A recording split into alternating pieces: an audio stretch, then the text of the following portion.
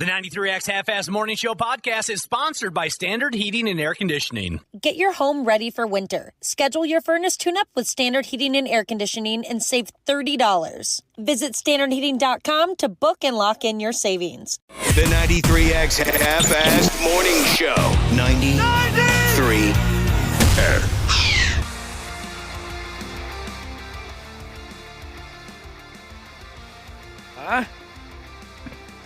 This is how you do it right here. This is how you do a Monday. Forget about all those sorry bastards who wake up at a reasonable hour. The cool people get out of bed around 3, 3:30, 4, just like us and just like the early-ass morning listeners of our program.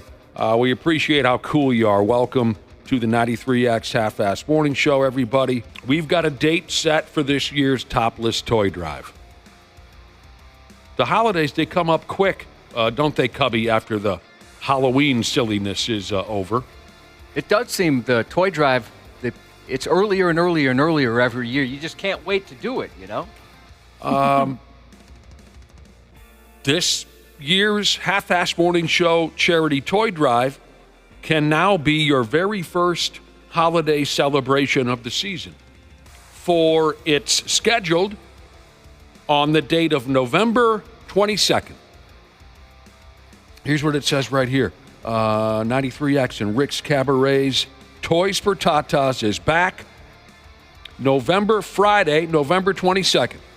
Start your holiday season with 20-year-old strippers and ice-cold beer on a Friday morning.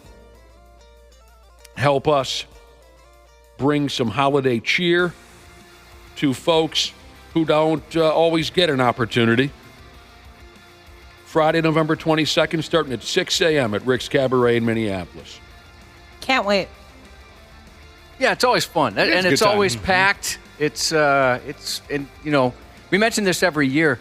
Year one, we donated to one charity, and the Brother and Sisterhood have supported this so well over the years. Now we're up to like 4. Yeah, it's insane. Yeah, it's so awesome. The amount of toys that we pack into that bus, I just go in there and like take a photo of it for social media, and you're just blown away. Yeah, And it's incredible. Every year, but you're right, bus after bus after bus load. Every year we burn 2 buses in effigy.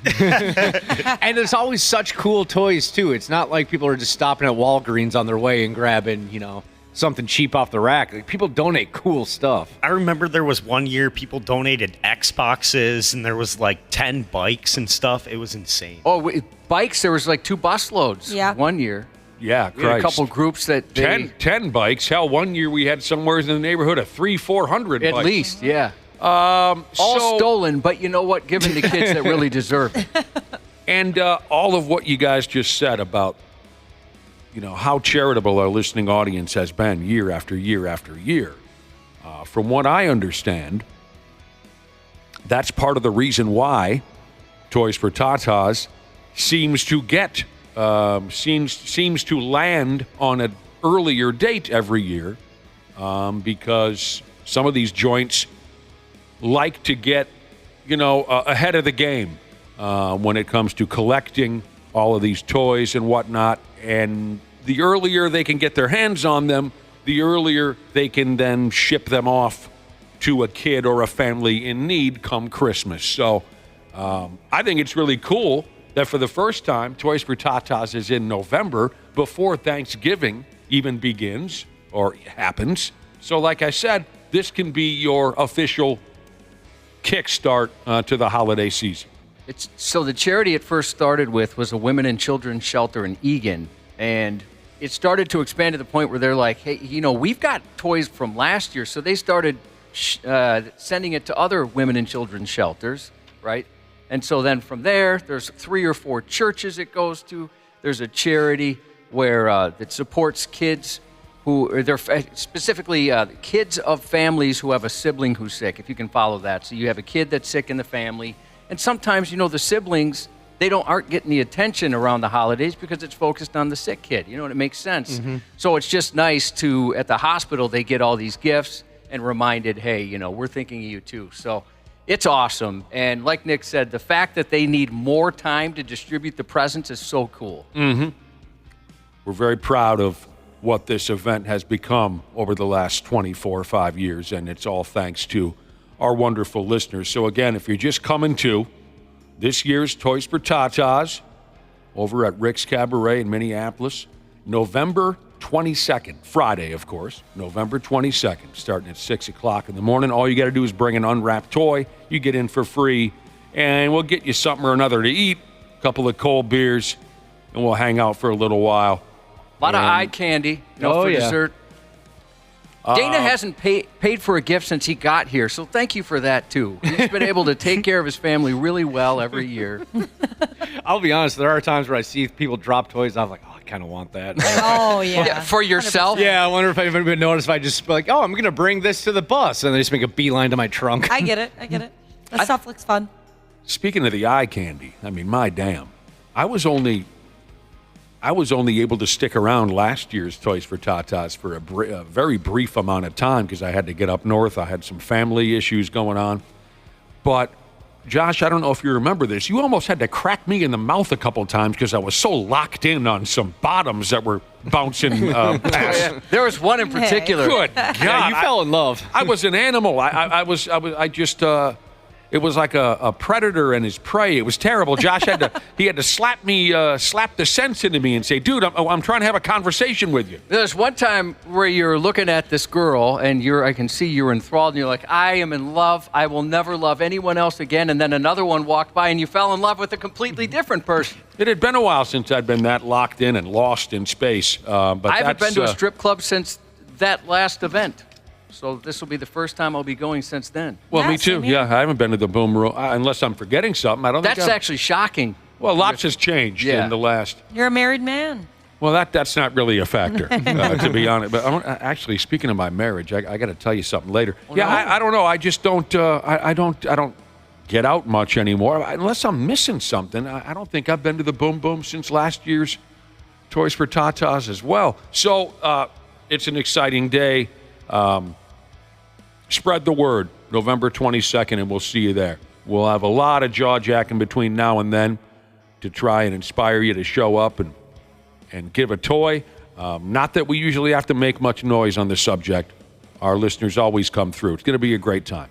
Here's the thing, too. If you're new to it, there's times people will just drop off a toy and head on their way to work, and which is so cool. Whether it's they got to get to work at a certain time, they might not have permission at home to stop by, whatever that is, you can get involved, and it's awesome that this is going on still. After all these years. I like the people that stop off at lunch and stuff like that. They go to work, then they have lunch at Toys for Tatas, then go back to work. Mm-hmm. Yeah, they show up in like their high vis or Viz? Yeah, I think that's how you say it. High vis, is that what it is? Yep. Yeah. I love that, seeing the bright green in the strip club. I also like, hey, I'm so-and-so Jesus or Jesus. Please don't mention my name on the radio. Yeah. Not supposed to be here. Boss doesn't know I'm here. No pictures, please. That's not it for announcements this morning. Be listening around 9 a.m. We get another one of those big fat-ass concert announcements for you. And this one might really thrill you. I'm going to love it. You are? Oh, yeah. Well, how do you know? Just the How do you announcement know? or the concert? Yeah, The concert. Well, what about the announcement? I plan on making it. Are you looking forward to that? Yeah, now I am. What if I screw it up? Are you still going to appreciate Oh, that? I'll love it even more. As long as you try your best and have fun, Josh, that's all that matters. Good life lesson. All right. That's from a guy that stole 3 bikes last year at a charity. Yeah, somebody texted in asking if they can make a donation, like a cash donation. Yeah, just Venmo me, and I'll make sure it gets to the right people. Yeah. I don't think we've got that set up. So I guess pick a favorite charity and pretend it's for this event. Like I said, later on at 9, a concert announcement, and we'll even have some concert tickets to the show to throw your way as well. There you go, Monday morning. Hope everyone had a good one. Hope everyone had a nice weekend. How was your date? Oh, it was everything I could want for a date. It was awesome. I'll tell you, at first I was a little nervous, as you are on a date. Yeah, even though we've been on many, many dates. One of us admits it, the other one's afraid to. Who are we speaking of, you and I? You and me. Yeah. And so we were there, and our third wheel didn't need to be there. He was late.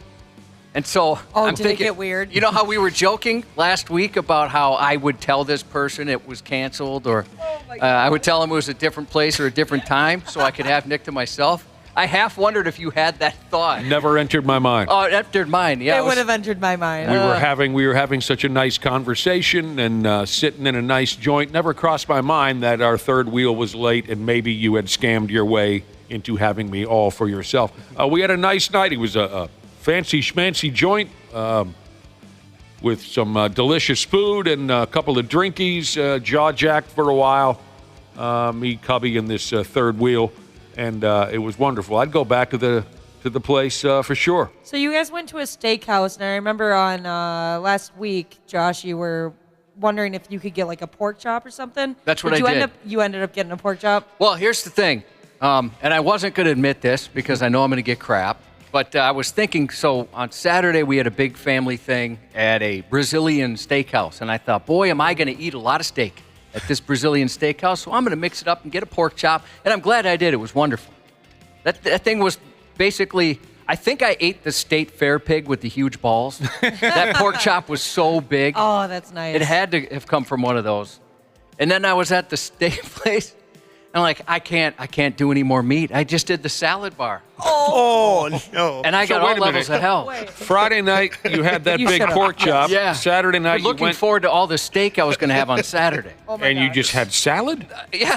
My 'cause you- stomach, I couldn't do it. I You couldn't put any eat, more meat in it. no At a more. Brazilian steakhouse. Have you ever I'll take had the that where salad. you just can't have any more meat in I'm your gonna be mouth? honest. No, never. Like the night before, you just took all this meat in your mouth, and then the next day you're like, I can't put any more in my mouth. I usually can take more meat, Josh. It's usually the opposite for me. I've had so much meat that my body's just screaming, please, just eat one vegetable. Please. That's We're how it begging was. you. That's how it was for me. He had his limit of carcass on Friday night. He couldn't do it on Saturday. And I What was thought- the name of the joint we were at Friday night? PS steak, Yeah, which, by the way, it was over that way. yeah, it was over there. Yeah. Our third wheel is like, oh, we were wondering, well, how dressed up do we need to get? And he's like, no, it's kind of like, it's not that fancy. And we went there. It's one of the fanciest places I've ever been in. I don't know Yep. what he was talking The about. white tablecloth. Well, but neither one of us really dressed up, and it was fine. Oh, I dressed up for me.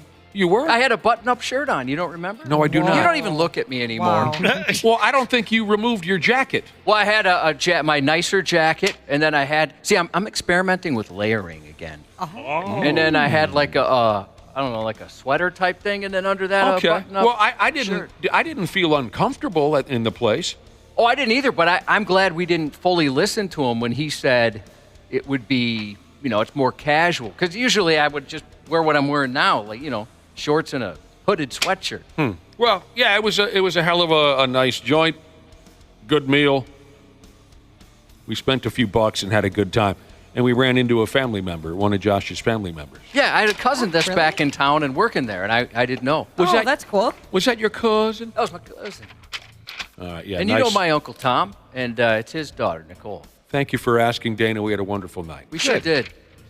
All right, let me tell you something real quick. So we just established Toys for Tatas coming up in November, end of November. But first, we got to get through Halloween. You want to be creeped out real quick? Well, it's something you're going to have to do on your own. I'll just tell you a rough idea. I'll tell you what I know. And then this is something you can do in your spare time, unless some of you already know about this kind of thing. And this isn't like Scary Movie or Scary Halloween Story creepy. This is for any and all seasons. This will give you a more general creepy feeling once you get around to looking this up. Last night, the friggin' wife comes at me with her cellular telephone. She says, "Do you want to see something?" And I was thinking, ooh-wee, okay, she found a new dirty movie for the two of us to watch or something, right? No, that wasn't it. I don't know Dick Tracy about this AI.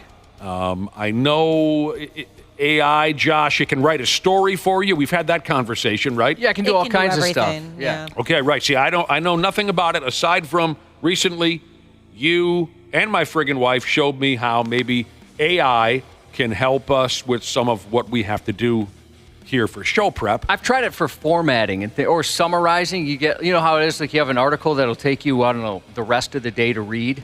And you can say, like, summarize this to 12 paragraphs Right. or whatever. Okay. That helps. That's the limit of what I know about AI, unless I'm forgetting something. So the wife comes at me with her cellular telephone, and she's showing me a picture of a child. And I look at the picture and I say, well, what am I looking at? And she says, well, this is our child. And I said, well, what? Apparently what she did with AI, that's the term she kept using, she loaded into her phone a picture of her and a picture of me, and then AI spit out what our child would look like. Oh, you know, that technology's been around for a while. And here we go again. I'm not trying to kill the thing. I'm just saying, I'm joking. I did that with, I can't remember if it was right after high school. It was around there. Oh, wow. After high school? Yeah, very shortly after high school. Remember when I first started working here and I was dating that very conservative young lady? The one with the... No. She was anything from conservative. Oh, the one who was kind of a scientist or something? No, like a doctor? No, she was a teacher. Anyways. Teacher. I was 21 when I dated her. Right when I first started working here. You were 20 or 21. Didn't I say that? Yeah. I pictured the year 2021. Oh. I thought, my God, that was only 3 years ago. No. I was 20. No, I don't remember this gal. I guess I don't. But we did that. And I remember going, oh, wow, what a beautiful child we could produce together. And she thought he was hideous. Oh, really? She thought he was really ugly. Yeah, I did this, I think, oh, geez. It's been some months now, but yeah, I did the same thing. Okay. Because they came out with they have obviously now with AI being so big, more advanced versions. I'm sure. Oh, God, yes. And the friggin' wife spent a lot of time on this. Or I don't know, maybe it's instantaneous, the result. Yeah, she didn't spend any time. Well, but... Except she did have to go and probably find the perfect photo of both of you. Oh, I don't know about that. But here's where I'm going with this. Is not only did AI create dozens of pictures of what our babies would look like, but what they would look like at 7 years old, what they would look like as young adults, what they would look like. It was just the creepiest friggin' thing because I'm looking at these children, and yes, I can see, what's the word I'm looking for? A resemblance to both of us. I had never seen anything like that in my life. It was partially funny, but also a little bit unnerving. It is a bit unnerving. It was so strange to me. The technology's come a long way since my youngest was born. By the way, it's his 13th birthday. I noticed you guys didn't say anything yet. Happy birthday. And he... I'm taking him to the strip club later. You'd actually really appreciate that. I've told you a couple stories. But so, he when he was in the womb, they were able to take, what do they call that? Oh, Not a screenshot. Like a 3D Yeah, the 3D image. one. That's cool. I forgot there's like a term that it's escaping me. Everybody knows it but me. An image of the baby in the womb. That's 3D, right? So you can kind of make out more features. Because the regular one, to me, looked like a weather map. Yeah, like a regular ultrasound? Ultrasound, that's it. I couldn't pick out what was what, and then they're like, oh, yeah, here's this. I'm like, oh, yes, clearly that's what that is. And I couldn't tell at all. I had no idea what was going on. That looked like a El Nino storm front coming in for me.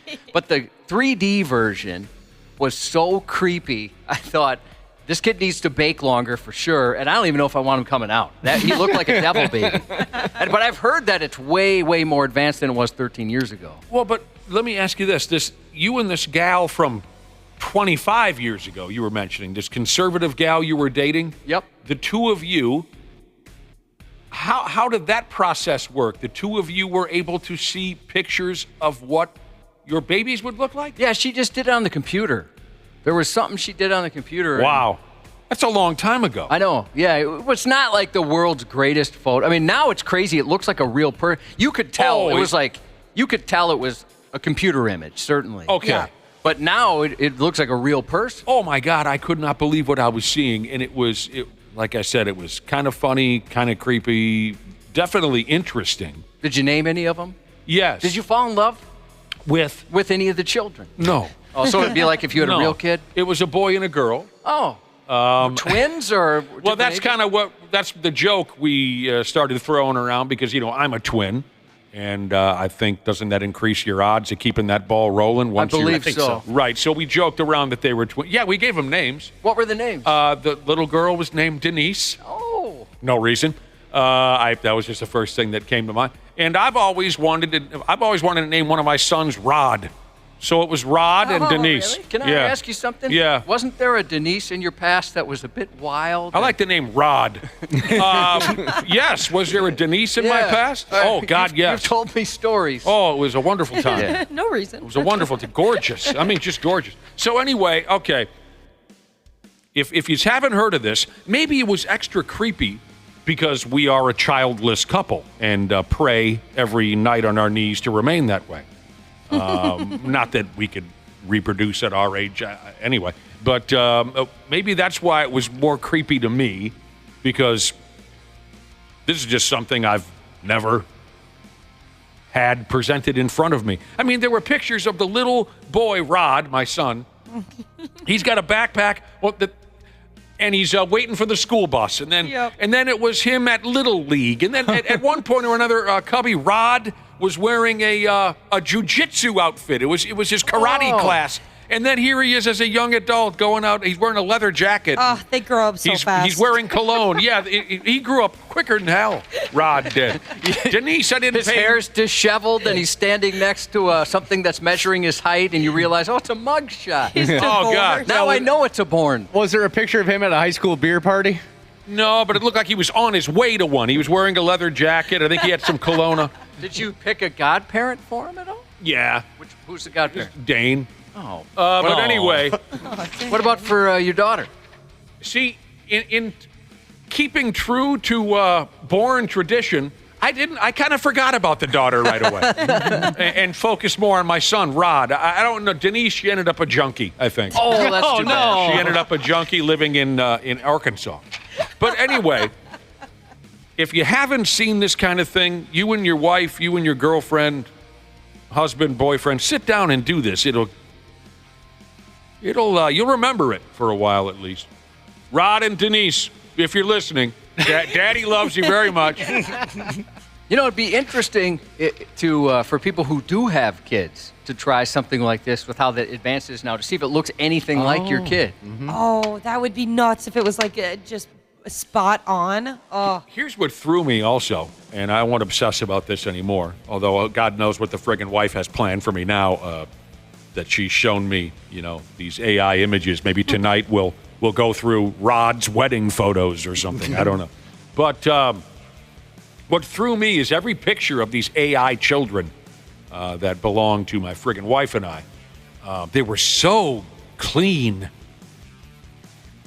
And I remember pictures of me as a child. I was always I just looked like no one had cleaned me. No one had done anything with my hair. Our children, Rod and Denise, were models, just absolute, put them in a catalog, models, where the real pictures of me and my brother and sister when we were kids, we were just little dirt piles. That's true. I mean, I've got a bunch of pictures of the kids, obviously, in my phone, and a lot of them, they're covered in either marker or food of some sort, that kind of thing. I remember my kindergarten, first, second, third grade pictures and looking at them now and wondering, there was no adult in the house that had a brush or a comb, It's like it looked like I'd just been spit out onto the stool for my class picture. Yeah, we don't have very many pictures either. Just there's a couple when we were kids, and my brother and I, you'll notice we have bowl cuts. My dad used to give us bowl cuts. Right in the kitchen? Every summer, he'd just shave our heads. At least you got some kind of cut. Christ's sake. Anyway, there's something to see. Oh, God. Remember, later on, 9 a.m., concert announcement for you and some tickets to boot. And we barked it out earlier. Toys for Tatas 2024, November 22nd at Rick's Cabaret. Friday, November 22nd at Rick's Cabaret. And I like that early date. I do. That's how you get your full-on holiday season cooking, is cold beer, strippers, Charitable acts. And good-hearted charitable acts all balled into one. Whatever order makes the most sense for you. Exactly. All right. Oh, go ahead. Yeah. Oh, geez, I didn't even see the time here. You had one more thing? I was just going to, we're not going to have time now. I was going to ask Ashley how the Halloween party went.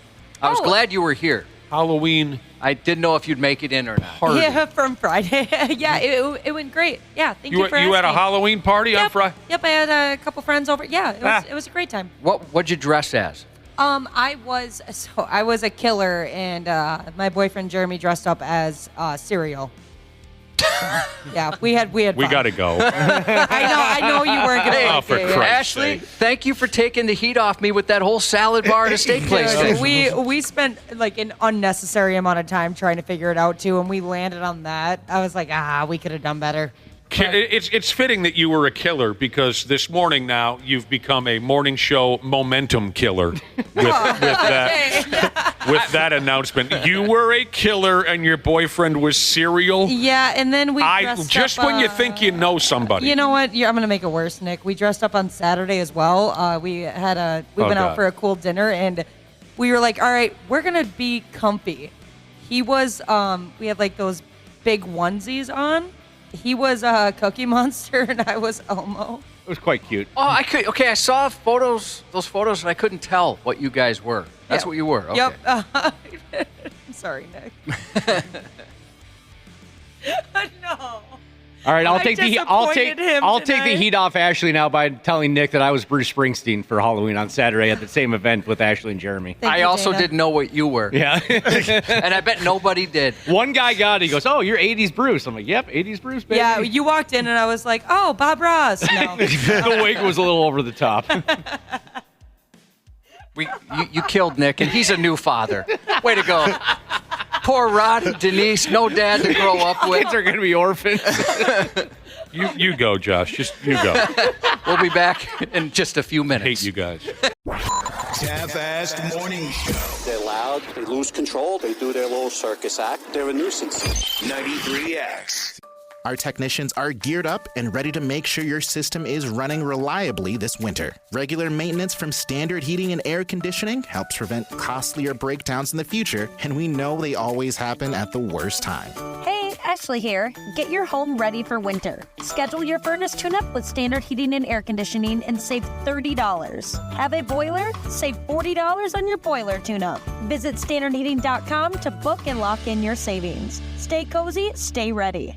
When you think about businesses that are selling through the roof, like aloe or skins, sure, you think about a great product, a cool brand, and brilliant marketing. But an often overlooked secret is actually the businesses behind the business, making selling and for shoppers, buying simple. For millions of businesses, that business is Shopify.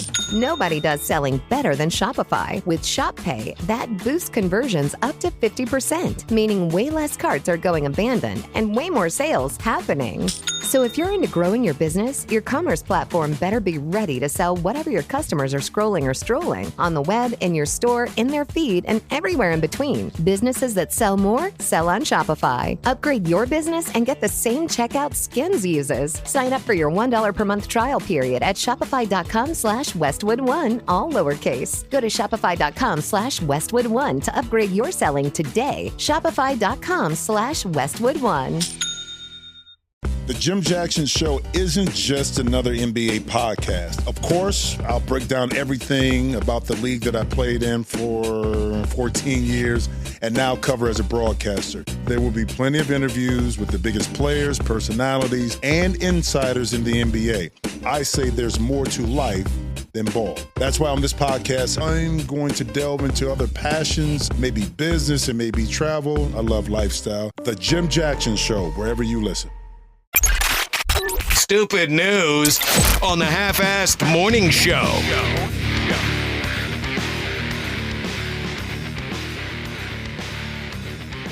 All right. I'm not hearing anything out of my thing here, Josh. Am I doing something wrong? Yeah, now we're doing something right. I can hear it. You know, we just announced the date for this year's Half-assed Morning Show Toys for Tatas Toy Drive. We announced it earlier on this morning. Friday, November 22nd. Be aware. Be ready. It's the earliest Toys for Tatas we've ever had. And it's a great way to kick off your holiday season. Friday morning, November 22nd, starting at 6 a.m. at Rick's Cabaret Gentlemen's Club. Now just close your eyes, okay? I'm going to take you there. Imagine we're there. It's a packed house. Toys everywhere. Josh, can you see the toys? I can picture them. The big gift wrap bins we've got out front. Cold beer. Hot college-age topless gals. And suddenly you hear this. Coming to the stage. Gentlemen, let's hear it for Dana's mom. I bet she'd really put an effort in for us, wouldn't she, Dana? She actually talked about coming last year. She wanted to stop by. No, our moms are not invited. That'd be a terrible precedent to set. Is that the correct way to put that, Josh? Yeah. We don't want that going on. No one's moms are invited to friggin' Toys for Tots. Has anyone brought a family member before? Or had one show up? Yeah, my brother came last year. That doesn't count.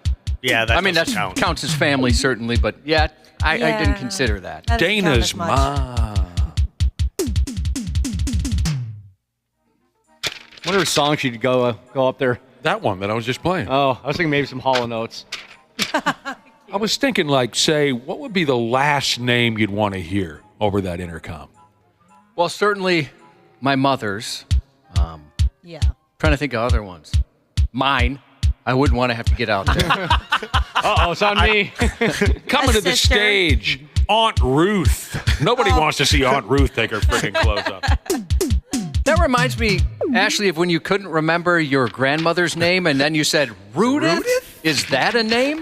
Is that a name, she asked. Yeah, Dana, I don't think you were here for that. Oh, my God. Those type of folks are out there. You would have given We asked her again of just for the name of one of her grandmothers. Right, Josh? Yeah. Yeah, that's all. Just name one. Just name one of them. Rudith? And she said, direct quote, is Rudith a name?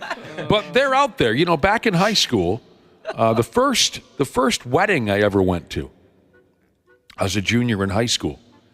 Me and my best two pals. This was, talk about a dream come true.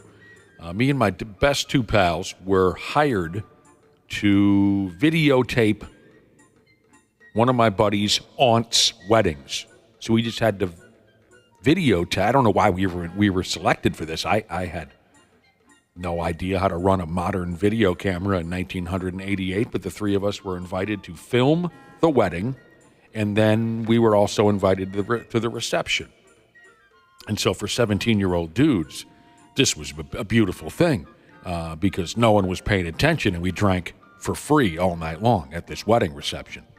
But just out of curiosity, my best pal, whose aunt was getting married that day, I don't know why I even had this thought, but I said, I think I was reading the wedding program and, the list of people. And I said to my buddy, so what's your mother's maiden name? And my buddy said, you know what? I don't know. I said, you don't know? And he said, no. And I said, well, look at it this way. Your grandparents on your dad's side of the family, obviously, you know their name because it's your name. And he said, yeah, last name, I mean, you know. Yeah. I said, well, so what's the last name of your grandparents on your mother's side of the family? And he said, I don't know. I remember as a kid when I was shocked my parents had names. Oh, my gosh.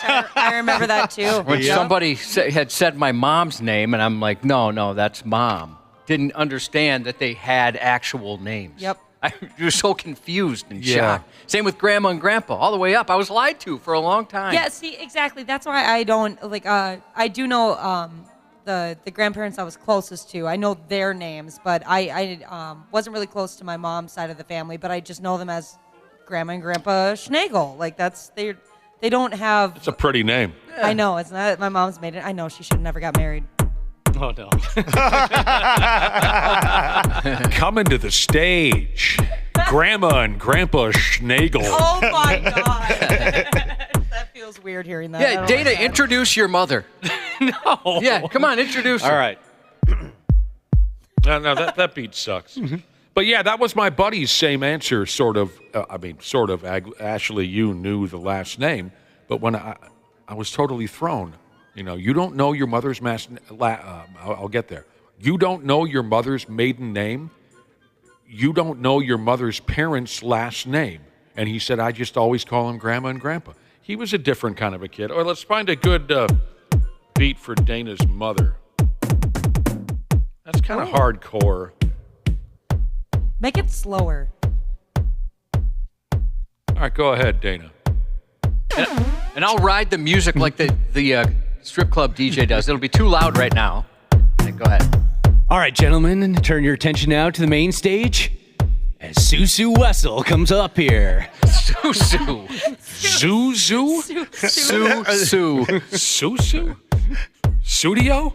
Is that what your dad calls her? Does he call her Susu? That's what her sister calls her. Is that who Phil Collins was singing about? Susu Studio? There's a girl that's been on my mind. You got to start. Did you start with ladies and gentlemen? You got to start with ladies and gentlemen. Ladies and gentlemen. You got to do that. Ladies and gentlemen.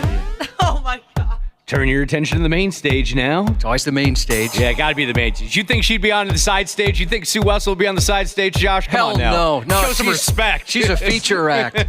Not with those cans. No way we're putting her on one of the back stages. The woman who brought me into this world. And my mother. Wrote my name on my underwear. Changed my sheets nightly because I wet the bed until I was in high school. And if I'm being honest, sometimes after high school. Sue Wessel. She's got a coupon book in her purse. She'll write you a check for every birthday or holiday. But she's ready to let loose tonight, gentlemen and ladies. If this was my mom, some of you dickheads claim you've been intimate with her. Be respectful, Josh's mom. Here's the beat for Josh's mom. It's more of a comedy? Yeah. This sounds like Big Talk from Warren. Yeah, it does. Talk about big talk. That's one of the worst songs ever created during the 80s rock phenomenon. It's catchy, but it's pretty bad. Did you know that I had that thought about Big Talk by... It's a catchy tune, and I hate to say anything bad about something Janie Lane wrote, but yeah, it's pretty bad. Let me give you the chorus now, in case folks don't know. One of the worst songs created during the 80s hard rock phenomenon. Big talk is just talk unless you're backing it up. Big talk. Oh, I hated that. She's backing it up. Oh, that doesn't sound great. Made my blood boil. All right, we had fun with that. I should find a more old-timey beat for some of these older ladies. I don't know this big beat. Oh, that ain't it. Whoa. Dubstep, that ain't it funky. either. Oh, modern jazz. She's barely able to get out here, but yeah, she sounds kind of heavy. Now I'm wondering which one of our moms would put on the best show. Like, who would really go for it? My One mom way would to go find for out. it. My mom would bring the house down. You think so? Yeah. I mean, Nick's mom's got a lot of spunk. If you gave my mom she used to. some vodka cranberries with a splash of Sprite, she'd be up there in a second. My dad's mother- mom, she's got the bod for it. Where she did, she could easily get up there. And, oh, that's the one with the boobs? yeah. My mother awesome. can barely get out of a chair these days, Ashley, but she'd still outdrink your mama. Oh, yeah, she would. All right. We'll get back to our topless mothers on stage at Toys for Tatas maybe later on in the show, but we got to... Yeah, bring your mom. If you're wanting to bring your mom. I really don't want anyone to bring their mothers. No, I mean, nobody in the brother or sisterhood? No. Not at all? Bring your freaking dads. Word? I don't know. It doesn't have to be a sausage party. Bring your mom. All right. Hey, Cubby, they put the wrong body in the wrong casket. Oh, I bet that would hurt as a loved one seeing something like that happen. They put the wrong body in the wrong casket over at the funeral home again. Folks are likely to notice that kind of a thing, aren't they? I mean, if it was Ashley's grandmother, Rudith, Ashley wouldn't notice at all. But yeah, most people. True. Right. Most people would notice that. We're What's gathered. that? You know, I can't imagine such a thing. Put the wrong body in the wrong casket. We're gathered here today to celebrate the life of this carcass here that I've never seen before.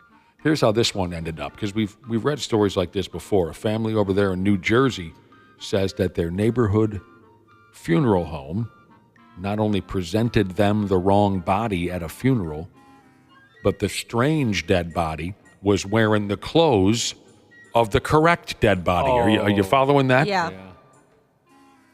So they were all like, that's not Grandpa, but the carcass is wearing Grandpa's funeral suit. So the family's hot enough about this that they've gone ahead and dumped a lawsuit on the funeral home. Word is a fella by the name of Addison Jenkins upped and died on February 11th. February 11th? That was a long time ago. Well, anyway, I guess it's just now making the news. He died on February 11th. He was 81 years old. His family made arrangements at a joint called Boyd Funeral Home for a viewing. Now, the dead guy's wife, Dorothy Jenkins, she brought some of his clothes over there so they could dress a dead player up for the service. When the event happened, the family walked in and saw some other dead old-timer wearing Addison's clothes, all laid out in a casket, and the family just came undone. And what made things worse, apparently, the folks who worked at the funeral home were adamant that they didn't F anything up. What? And the dead body in the casket was Addison Jenkins, as if the family wouldn't recognize their own damn dead relative. They're trying to gaslight this mourning family. No, that's them. Everybody from top to bottom over there at the funeral home said, hey, we didn't do anything wrong. This is the right dead body. Oh, my gosh. Now, here's my favorite part. The family had to start milling around with the strange dead body in the casket to prove that they were right. And they more or less said, listen, you dumb bastards, our dead guy, Addison, he had a damn gross cauliflower ear and an infection on his feet. No. This here dead body has neither. Look at this guy's feet. They're gorgeous. Our guy's feet were effing disgusting. They took the shoes off. Yeah, they did take the shoes and socks off the dead guy and say, look at these feet. These are not our grandpa's feet. That's awful. His feet were all blue and they had moldy, red, irritated. He didn't deserve that. No. Poor guy. I'm worried what they'd say about me. He's got a faded tattoo he didn't have fully removed because he was too lazy to go back, and a micro penis. Well, he always had this kind of dryness around his lips. It was really gross, cracked lips. And his nose was always running. This guy's nose isn't running at all. Internal and external hemorrhoids. Mm-hmm. The story doesn't say squat about the amount of money they're looking for. The family is suing this funeral home. I don't know what kind of money they're going for after enduring this nightmare. Oh, that's just not right. Put the right carcass in the right casket. I mean, at first people might say, hey, they made a mistake. This is very unfortunate. I'm a little ticked off. But yeah, once they're, like you said, Ashley, they're trying to gaslight the family over something like that. That's him. I can't imagine being very forgiving at that point. If you enjoy an embarrassing, ridiculous, crazy person mugshot now and again, you're in luck. We've got one for you here. Now then. I don't know what was troubling this fruitcake here. Alabama cops had to arrest a guy who allegedly threatened to blow up an ultra beauty makeup store. You know how we dudes are passionate about places like that. Mm-hmm. I had to go into one of those places not too long ago. Ultra? Ultra beauty makeup store, is that correct? Ulta. Oh, not ultra. Ultra sounds like it'd be one step above. Sorry. Yeah. Ulta, okay. Love that place. Dude threatened to blow up an Ulta beauty makeup store down there in Bydam, Alabama. Every girl I know loves that place. I absolutely love that place. I got some points right now.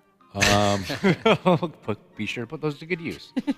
The 42-year-old nutbag with the threats, he goes by the name of Timothy Lincoln. Says here Lincoln was talking on his cellular phone outside the Ulta beauty store shortly before 10 a.m. last Saturday.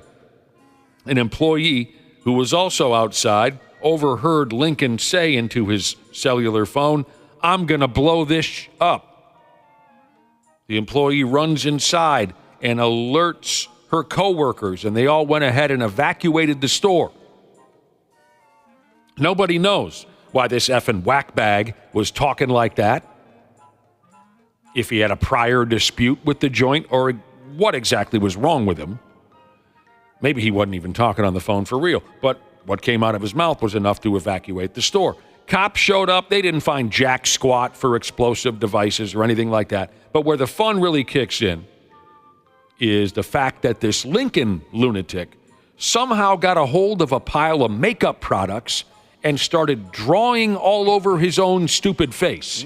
We were talking earlier about little kids. You know, you'll have some pictures that are kind of goofy, and I've got pictures of my kids that look like this, where they found a magic marker or whatever and decided to paint up their face pretty good. Yep. This is pure terror looking at this guy's face. This is psychosis. I don't know if he did this while he was waiting for the cops to get there or he walked up on the joint looking like this, but somehow he got a hold of a pile of makeup, started coloring and drawing all over his own face. He colored in his beard. His face was colored red and blue. He colored his nose green. It's like your cliche crazy person movie character type of a thing. Absolutely insane. That's a lot of makeup product, too. I'm guessing this, what do you call it, mugshot is up on our website? Yes, it is. It looks like he tried to spell a word up on his forehead. I can't make it out. I thought maybe it said hurt at first, but it's like T-U-R-T. Turt. Yeah, whatever that means. That's his nickname. Gonna go and get Turt tonight. Oh, maybe that's what he was going for. He couldn't fit the N. And that's the look he still had once the cops took his mugshot photo. So we're all, we're all winners. Yeah, so at like Ulta or Sephora, like those beauty stores, they have samples out. So like you can go in and, test to see if it like looks good on you. So that's probably what he did. He just used all the samples. Well, it looks crazy on him is how that looks. He's looking at 10 years in prison. Oh my gosh. Ulta Beauty has banned him from the store, so if he somehow walks the streets again, he's going to have to find a different shop when he does his next makeover. Here's a take from a listener, Raccoon King Jesus. And this mistake has been made before. Maybe Raccoon Jesus is onto something. He says the dude was talking about the toilet, not the store. Oh, yeah, that has happened before. I remember a stupid news story about the same thing. Yeah, dude said, someone overheard a dude at a Home Depot say something like, "I'm about ready to go in that bathroom and blow that sumbitch up." Yep, exactly. What he meant was, my tummy, bad. And I gotta get in there. I mean, I guess I still do. I better be a little more careful. Check that guy out on our website. It's something else. Yeah, I can't stop looking at the picture. It's ridiculous. Got the drum machine going again today. I don't know. Sometimes I can't keep my hands off the damn thing. The Catholic schoolgirls have cut loose and gone nuts. Summer's over there in Australia. Some more pictures I'm guessing you can see on our website. Yes. The Catholic schoolgirls in Australia. Must not have been a hockey game to attend on this particular day. Says here more than 100 Catholic schoolgirls, high school age gals. They all dressed up as legendary pitchman Ronald McDonald, and then they ran screaming into the McDonald's restaurant in their neighborhood, and it was straight up mayhem and madness. Some of them were terrifying looking, like evil Ronald McDonald's. Oh, no. Have you guys ever seen, well, of course you've seen, the trend online where girls are doing some terrible things to Ronald McDonald statues? Oh, yeah. Yep. Uh-huh. The one that's so good. The one that's the most disturbing is where Ronald's sitting on that bench and he's got one arm kind of in the back of the bench resting and he's got one leg over the other leg. And so he looks so relaxed and girls are performing fake oral on him. Yeah. I don't like that guy. I don't know if I've experienced that. I've certainly seen a lot of funny pictures on the internet of women posing sexually with statues, but not Ron. I think you might think some of those are pretty funny. Okay, I'll have to check it out. / disturbing. I did see one where a statue Summers, I don't know who it was supposed to be. It was some legendary man standing, and the gal was rimming, I believe is the term. Oh. Well, what? Did I get the right term? Well, I know what that is. Yeah. All right, so these I gals hope to avoid that on either end for as long as I live. Oh, you don't know what you're missing. So that's what I hear. 100 Catholic school gals. I guess this was some high school prank type of a setup. They all dressed as Ron McDonald, went running into the restaurant. There's videos. If you look around, you'll find them. You did say it's up on our website? Yes. Thank you. I forgot. The gals just choked the place. There were so many Ronald McDonalds running around the joint. People were out of their minds. People were diving out of through windows to get away. Everyone had a good time. Casualties were kept to a minimum. I don't know. I think that would suck. I'm pulling like an 8-hour shift, and then somebody walks in. I'd be like, all right, here we go. Here we go again. Well, I might think it'd be kind of fun to break up the monotony. We were very mean to our neighborhood McDonald's. Oh, no. We were very, very mean when we were high school dudes. Is it people maybe you knew from school and didn't like? No, we didn't know anyone who worked there. It's just on a night when there was nothing going on. Of course, in every neighborhood in America, you go hang out at McDonald's and wait for something to cut loose. You know, before there were cell phones, and this is the 80s where you just kind of hang out and hope something would cut loose. We would hang out for a brief period of time, and then we always felt the need to go inside and just go crazy and be mean. And, oh, my God, I can't believe the manager of our neighborhood McDonald's restaurant didn't just come over the friggin' counter and choke us all to death. We were such little pricks. I do regret that we would, take pickles, coat them in ketchup, and throw them at the ceiling. Oh. Kind of feel like a douchebag about that. That now. was the worst to clean up. Oh, you had to clean that up? Oh, At the time, we thought it was great comedy, and just the fact that they'd stick up there was great. Probably the most ridiculous thing that I saw was one of my buddies cracked open the trunk of his car, and he had a set of rollerblades. And he put the rollerblades on, and he went into McDonald's, and he was rollerblading back and forth across the counter. You know, the wow. ordering. That's impressive. Okay, that's kind of fun. It's just, my God. I don't, again, the manager must have been the most patient guy in the whole world. All right, Josh. You know that state in our once proud union that I vowed to never mention aloud in any stupid news report ever again. Can you say it for me? You go ahead. Florida. All right. Do you want to hear what is called that state's strangest legend? It says here, that awful state has plenty of mythological beasts. I'll have to take their word for it. They have the skunk ape. People down that way, they believe in a character called the skunk ape. That'd be a good nickname for a kind of gross buddy, wouldn't it? Skunk Yeah. ape? Yeah. I got a buddy, we call him the grape ape. But the skunk ape, that's not bad. People down in that area believe in a giant bulletproof alligator. They do. Bulletproof. Mm-hmm. And, oh, damn, they believe in a 35-foot-long sea monster supposedly living in something called the St. Johns River. That's just three of them. They think all of these things are real. But they say this one here takes the cake, if only by name alone. I'm talking about the Bardin Booger. Is a legendary creature that's been reported several times. People have reported sightings of the Bardin Booger. Wouldn't that suck if you're a legendary creature and that's the nickname they throw on you? Yeah, that would suck. You know how like the cops will give a nickname to some sort of bad guy, and that some of them are great, some of them are just really, really bad. That's who you are the rest of your life. Yeah, not going to get a lot of respect from the skunk ape. Right, I mean, you got your Bigfoot, you got your Loch Ness Monster. Yeah. And you're named after a booger? Well, he is, but he isn't. What does it say here, Josh? The name has nothing to do with actual disgusting boogers, thank God. The name comes from the town where it was first supposedly spotted. That town is called Bardin, and booger is short for boogeyman down in that part of the world. News stories about the Bardin booger pop up regularly, where goofy residents claim they've crossed paths with the stupid thing. This nonsense has been going on for decades. The original BS story came from the 1940s. Says here, a woman riding her horse through the woods spotted what appeared to be a tall man in a raincoat, but she soon realized that the raincoat was actually fur and the man was no man at all. They say the booger has the face of a caveman. He wears torn and dirty clothes. Well, hell, I know that guy. He drinks at the Wayzata Legion. Face of a caveman, dirty clothes. I know that guy.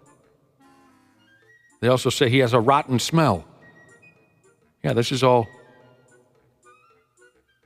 It's all too perfect. He smells so bad, they say, that years ago, a dude tried to raise his rifle to shoot the booger. But the smell of unmitigated ass was so intense, the dude was unable to maintain his aim to kill it. They also say the booger carries a lantern with him wherever he goes. He hasn't come around to flashlights yet. He's a hipster, Josh. He's a hipster. He's different. Or he's Bray Wyatt.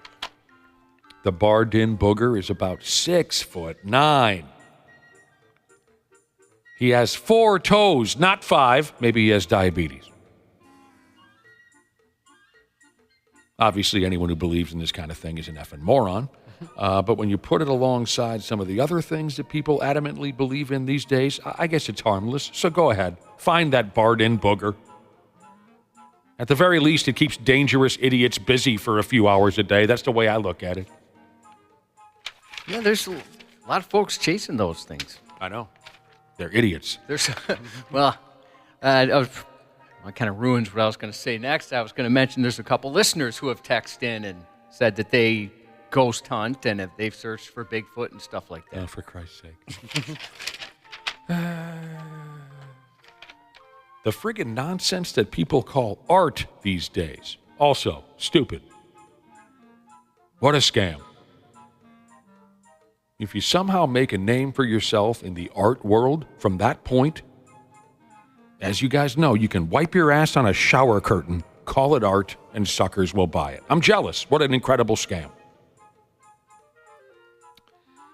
So much supposed art is just straight up garbage, so folks understandably can't tell the difference. An employee at an art museum in the Netherlands threw out 2 empty beer cans that were sitting around the joint because that's all they were, 2 empty beer cans. What the employee didn't know is that the 2 empty cans were some silly artist's idea of, quote, priceless modern art. They were hand-painted empty beer cans made to look like someone just carelessly left them behind. That's the whole idea, apparently. They were part of a larger collection of beer cans titled, All the Good Times We Spent Together. So, did I mention that this employee at the museum was an elevator repairman? That's what he did that's what his gig was at the art museum, the elevator repairman. He thought he was just doing a nice thing by tossing these beer cans into the trash. The museum's boss over there, the curator, whatever the word is, he noticed the beer cans were missing. Luckily, the trash hadn't been sent to the dump yet, so they were able to snatch the cans up out of the trash, clean them up, and put them back where they were supposed to be. The curator said that, in a way, it's a testament to the effectiveness of the artist's work. Oh, shut up. You see what I'm saying? Yeah, you got to just come up with the backstory. That's what sells some of these. Like, can you imagine the dude, too, if somebody says, hey, you threw away some priceless art, and he's like, yeah, right, with the beer cans. Mm-hmm. There's no way he's going to believe you at first. No. The best scam that I can remember, because it's recent, about 5 years ago. Remember the banana taped to the wall, duct taped to the wall? I think they called it the comedian or something. Give me the story. I don't. It's a banana taped to the wall with duct tape. Banana peel or a banana? A whole banana. Yeah. And it was this whole, it was an internet sensation. It's going to Sotheby's, or maybe it just did. I know they were going to sell it like in the last few days, and they expect it to fetch between $1 and $1.5 million.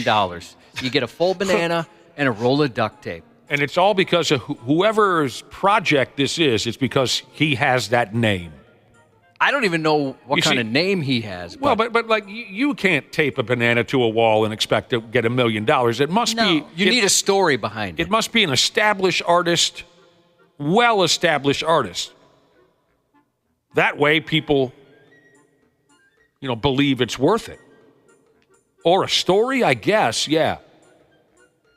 Anyway, the elevator repairman who fired those two empty cans of beer into the trash, he was not fired, but they did give him a good beating and a talking to. That's art for you these days. Half-assed morning show. They're loud, they lose control, they do their little circus act, they're a nuisance. 93X. Our technicians are geared up and ready to make sure your system is running reliably this winter. Regular maintenance from Standard Heating and Air Conditioning helps prevent costlier breakdowns in the future, and we know they always happen at the worst time.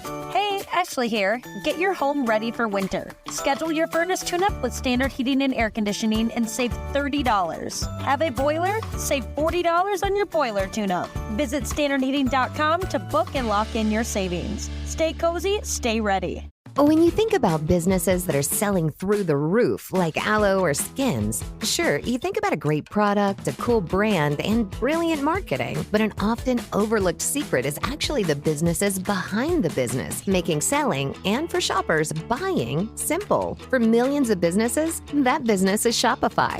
Nobody does selling better than Shopify. With Shop Pay, that boosts conversions up to 50%, meaning way less carts are going abandoned and way more sales happening. So if you're into growing your business, your commerce platform better be ready to sell whatever your customers are scrolling or strolling on the web, in your store, in their feed, and everywhere in between. Businesses that sell more, sell on Shopify. Upgrade your business and get the same checkout Skins uses. Sign up for your $1 per month trial period at shopify.com/Westwood1, all lowercase. Go to shopify.com/Westwood1 to upgrade your selling today. Shopify.com/Westwood1. Check out the podcast that inspired Taylor Sheridan's latest series, Landman. There's a stretch of road in an oil-rich region of West Texas. This region of West Texas, known as the Permian Basin, is in the midst of the biggest oil boom in history. This is a story of roughnecks, billionaire wildcatters, and wannabe dreamers. My name is Christian Wallace. From Texas Monthly and Imperative Entertainment, this is Boomtown. Boomtown, wherever you listen. Half-assed morning show.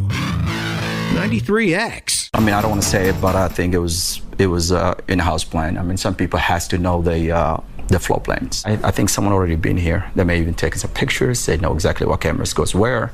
They knew that. Thieves pulled off quite the heist, straight out of a movie, cutting holes in the walls of empty stores at Southdale Center to break into a jewelry shop Sunday night. At friggin' Southdale Center? Yeah, Sunday the 20th. Making off with about $700,000 in gold. I'll be damned. They crawled into the store through cabinets under the register, took out surveillance systems, and grabbed nearly everything. The 39-year-old store owner, who understandably is shaken, said they made a tunnel-like path right to his shop.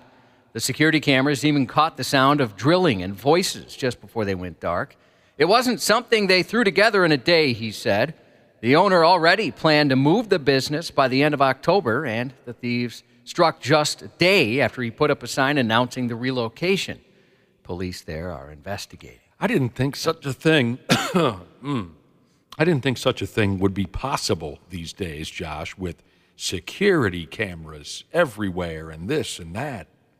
Yeah, I mean, they suspect, so far at least, it was an inside job. Just the way they were able to circumvent certain things and just knowing where to go. The video footage is crazy. Yeah, that was nuts. I think when our sex doll got stolen out of this building, I think that was an inside job, too. I think so, 100%. 100%, yeah, without a doubt. Somebody knew what they're doing, and now they know who they're screwing. It's messed They're up. figuratively screwing me and Nick. We never were intimate with that thing. I wonder how they're doing, how that sex doll's doing. Well, I wonder at if least it's still around. I hope she's happy. I mean, maybe she's better off. I don't know. I hope she's got a good life somewhere. She's dead by now. Let's be honest, No, for God's no, sake. she's not. That was what, 15 years ago or Yeah, something but like she that? was very expensive. No sex doll survives 15 friggin' years. Yeah, she's in a landfill. She's dead. I like to think she's getting banged right now. You know what? Me too. Brooklyn Park police are investigating after an armed intruder surprised homeowners last week. Oh, that would cause me to pee my pants. Thursday around 7:30 p.m., residents returned home to find a man with a handgun inside their house. The intruder pointed the gun at them before fleeing the scene. Police established a perimeter and conducted a canine search, but the suspect remained at large. Earlier in the day, the Brooklyn Park Police Department received reports of a man matching the suspect's description, looking into windows and trying door handles in a nearby neighborhood. He just pointed a gun and then he ran? Yeah, sounds that way. Must have been a practice run. Could be. A 42-year-old Minneapolis man, you know, if you have a gun, you're going to want to point it at stuff. That is At true. least once. Sure. A 42-year-old Minneapolis man's accused of attacking an emergency room nurse at Fairview Southdale Hospital in Edina. Charges state he'd been a patient at the hospital and was discharged about 7:30 p.m. Thursday, October 17th. But 20 minutes later, he returned and asked to be checked back in. The complaint said he then entered a staff-only area and began destroying equipment, including an EKG machine and a printer. Oh, man, you got to be careful with those printers. A nurse tried to intervene, but he grabbed the nurse and elbowed him in the face, neck, and chest. Sounds like the guy has a history of violent behavior, particularly in healthcare settings. Court records show he has a lengthy criminal record, including a previous attack at a hospital. Let's give up on this guy. What's his problem? Just give up on him. He's set to return to court next month. He just hates healthcare workers. He needs some help. A 43, I'm not going to volunteer. Sounds like he'd kick my ass if I tried. A 43-year-old Florida man was arrested after threatening workers from a stormwater inspection and maintenance company with a machete. He was upset they temporarily blocked a road. Employees told officials the 43-year-old got mad Wednesday because they blocked the road while backing up a vehicle.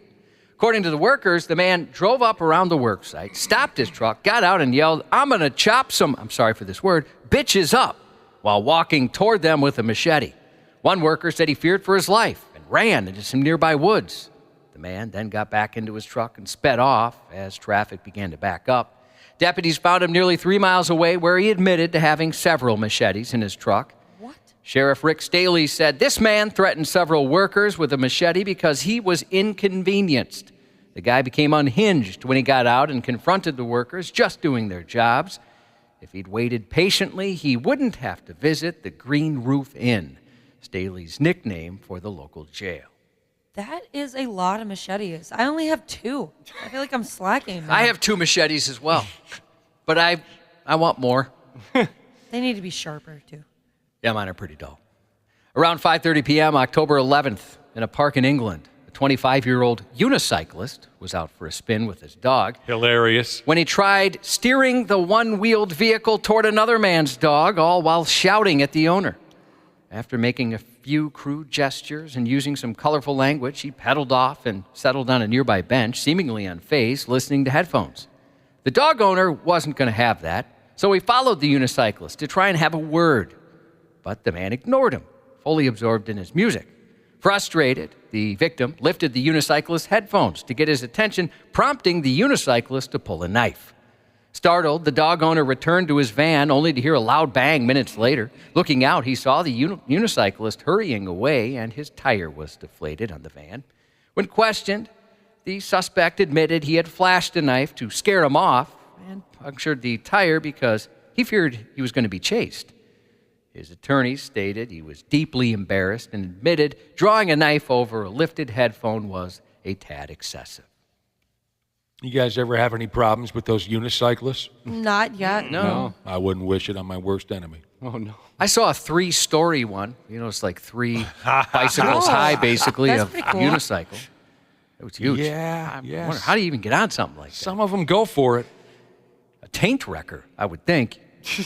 A 25-year-old former employee cost an Ohio store hundreds of dollars worth of potting mix after peeing on the products. Police were called to a Walmart about 3:50 p.m. for reports of a former employee taking a leak on products outside. The suspect was still nearby when police arrived and admitted he'd been drinking earlier and had relieved himself behind a pallet going potty on the potting mix. Security footage streamed the incontinent incident. A Walmart employee told police the entire pallet, totaling 72 bags, was a $400 loss, and it would have to be disposed of. I mean, was he mad or he just had to take a squeege? Well, so that's the thing. He was fired from there. Oh, there you go. But they said he was just so hammered that it could have just been he had to pee and he went for it. So, authorities are on the lookout for a 25-year-old suspect who turned a Hot Pocket into a weapon. Hot Pockets! 7:15 a.m., October 19th in Boston. Police responded to an assault call where the 911 caller said the suspect strolled in, grabbed a Hot Pocket from the fridge, and asked the cashier for a tobacco product. Things went south when the cashier had the audacity to ask for an ID, which is required. Instead of reaching for his wallet, though, the suspect hurled the Hot Pocket at the employee in a fit of rage, letting his microwave missile fly. Another customer tried to calm things down, but the suspect decided to up the ante by upgrading from the Hot Pocket to a pocket knife. Fortunately, the quick-thinking customer managed to push the suspect out the door and lock it, leaving him angrily to pace outside before eventually taking off. Yeah, that all makes perfect sense. Yeah. A Wisconsin pizza shop baked both pies and its customers last week when a cook unknowingly grabbed oil infused with Delta-9, a form of THC, from a community kitchen and used it to make a batch of dough. Instead of the munchies, the sauced-up victims were hit with dizziness, increased blood pressure, increased heart rate, and nausea, prompting several calls to 911. EMS alerted public health for Madison and Dane counties after receiving calls and transporting dozens of people from Tuesday through Thursday, all who had similar symptoms and reported eating at the same restaurant. They get really stoned, the co-owner of the pizza place said, describing the effects of the pizza on consumers. They get intoxicated from the THC, so I think it's more alarming than anything to feel that way. Basically, eating an edible but without knowing, he said. The pizza restaurant closed Friday for staff to scrub equipment to ensure no THC oil would contaminate future pizzas. That's a weird friggin' problem to arise over there at the pizzeria. Yeah, I wouldn't have thought you could just get a whole bottle of that stuff. Yeah, where did he get this bucket of... They said a community kitchen. I don't know. Sometimes skipping a coworker's homemade dish might just save you a trip to the hospital, or at least spare you some serious tummy trouble. Dozens of people were hospitalized with food poisoning after eating a dish a coworker brought to work in Maryland. Yeah. Health officials reported 46 adults were taken to the hospital.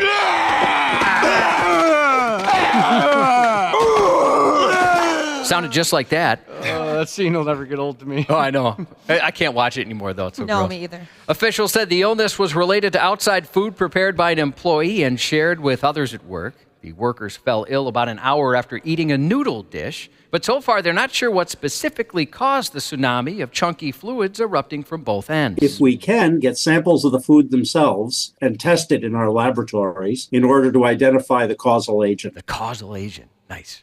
Wow, that's a hell of a word. I know. Fancy. I could never come up with I've never even heard that said before. The company said this was an isolated incident, and they've now changed their policy to ban outside food on the premises. It's a bad pasta salad, huh? I guess. God, that sounds hilarious. Seriously, just 46 people. That's a lot. That must have been a lot of noodles for sure. Just spraying from one end of the building to the other. I hope they only had like one or two bathrooms. You want it even worse? Yeah.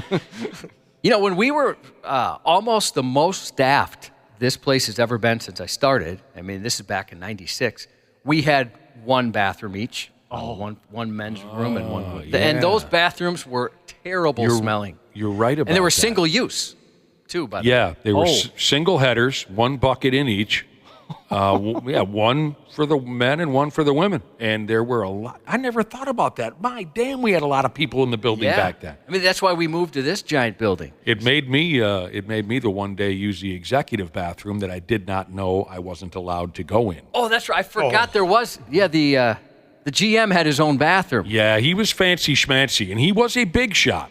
He was a big shot, wasn't he, John? Yeah. He wasn't these goofballs that they have running things now. This guy was a friggin' real serious. This was Disney. He was like slick dressing. Oh, yeah, big corporate Disney guy. And, I had a bad stomach back in those days, and I drank a lot, and I would usually pay for it in the morning. And one particular morning, we got off the air, and I had to go, like, right effing now, total code brown. And the one men's room was occupied. And I just went, I was really almost brand new. I went wandering around the building. I was telling myself, there's got to be another bathroom in this friggin' place. And I found a bathroom. But what I did not know, it was the executive bathroom solely for this big boss man. And I murdered that friggin' toilet. I did. And I came back, and everyone said, well, where you been? I said, I had to hit the head. And they said, well, we didn't see you come out of the bath. I said, I used this other one down the hall. Everyone starts laughing. They said, you used the big boss's bathroom. I said, I nuked that friggin' thing. Yeah, I never even saw it. It was hidden back in the executive wing. You desperate. found it, yeah. I was desperate. I was racing around every dark corners. I had no idea where I was. I was absolutely desperate. Looks like the FTC is tightening the reins on fake online reviews. As of last week, a new rule means businesses can't buy, sell, or post bogus reviews without facing serious consequences, whether it's made-up people, AI-generated opinions, or reviews from folks who've never actually touched the product. All of that is off limits now. The change means the FTC has the power to slap violators with civil penalties. So if companies try to game the system with fake reviews, whether from insiders or shady sources, they could face some seriously hefty fines. That's good. Are you the type of guy that reads a lot of reviews on the internet and I whatnot? do, yeah. You do? Yeah, I do. Definitely. Sometimes I'll see something and go, oh, that looks great. Oh, look at the price. It's good. And then you'll see there's a bunch of one-star reviews. Yeah, that's not a good sign. Well, I bought something yesterday strictly because it was highly rated. So there's a chance that those were all made-up lies, and this is a pile of garbage that's coming to my door in a few days. Yeah, it could be. Okay. I mean, they're changing that, luckily. But yeah, some of them you can tell. The AI written ones are written so poorly, you can tell. It's either English isn't a first language or AI wrote it, one of the two. Okay. Actor Timothy Chalamet made a surprise appearance at his own lookalike contest in Lower Manhattan yesterday, an event that drew hundreds of onlookers. Also a dispersal order from police and at least one arrest. Boy, I would not be a good judge at the Timothy Chalamet lookalike contest. So, do you guys know who that is? Yeah. There was a couple, pretty good representations of what he looks like. As a matter of fact, there was one guy that looked more Timothy Chalamet than Timothy Chalamet. That'd be so funny if he loses the contest. Wait, it's me. After fans realized the real Chalamet crashed the event, they were excited.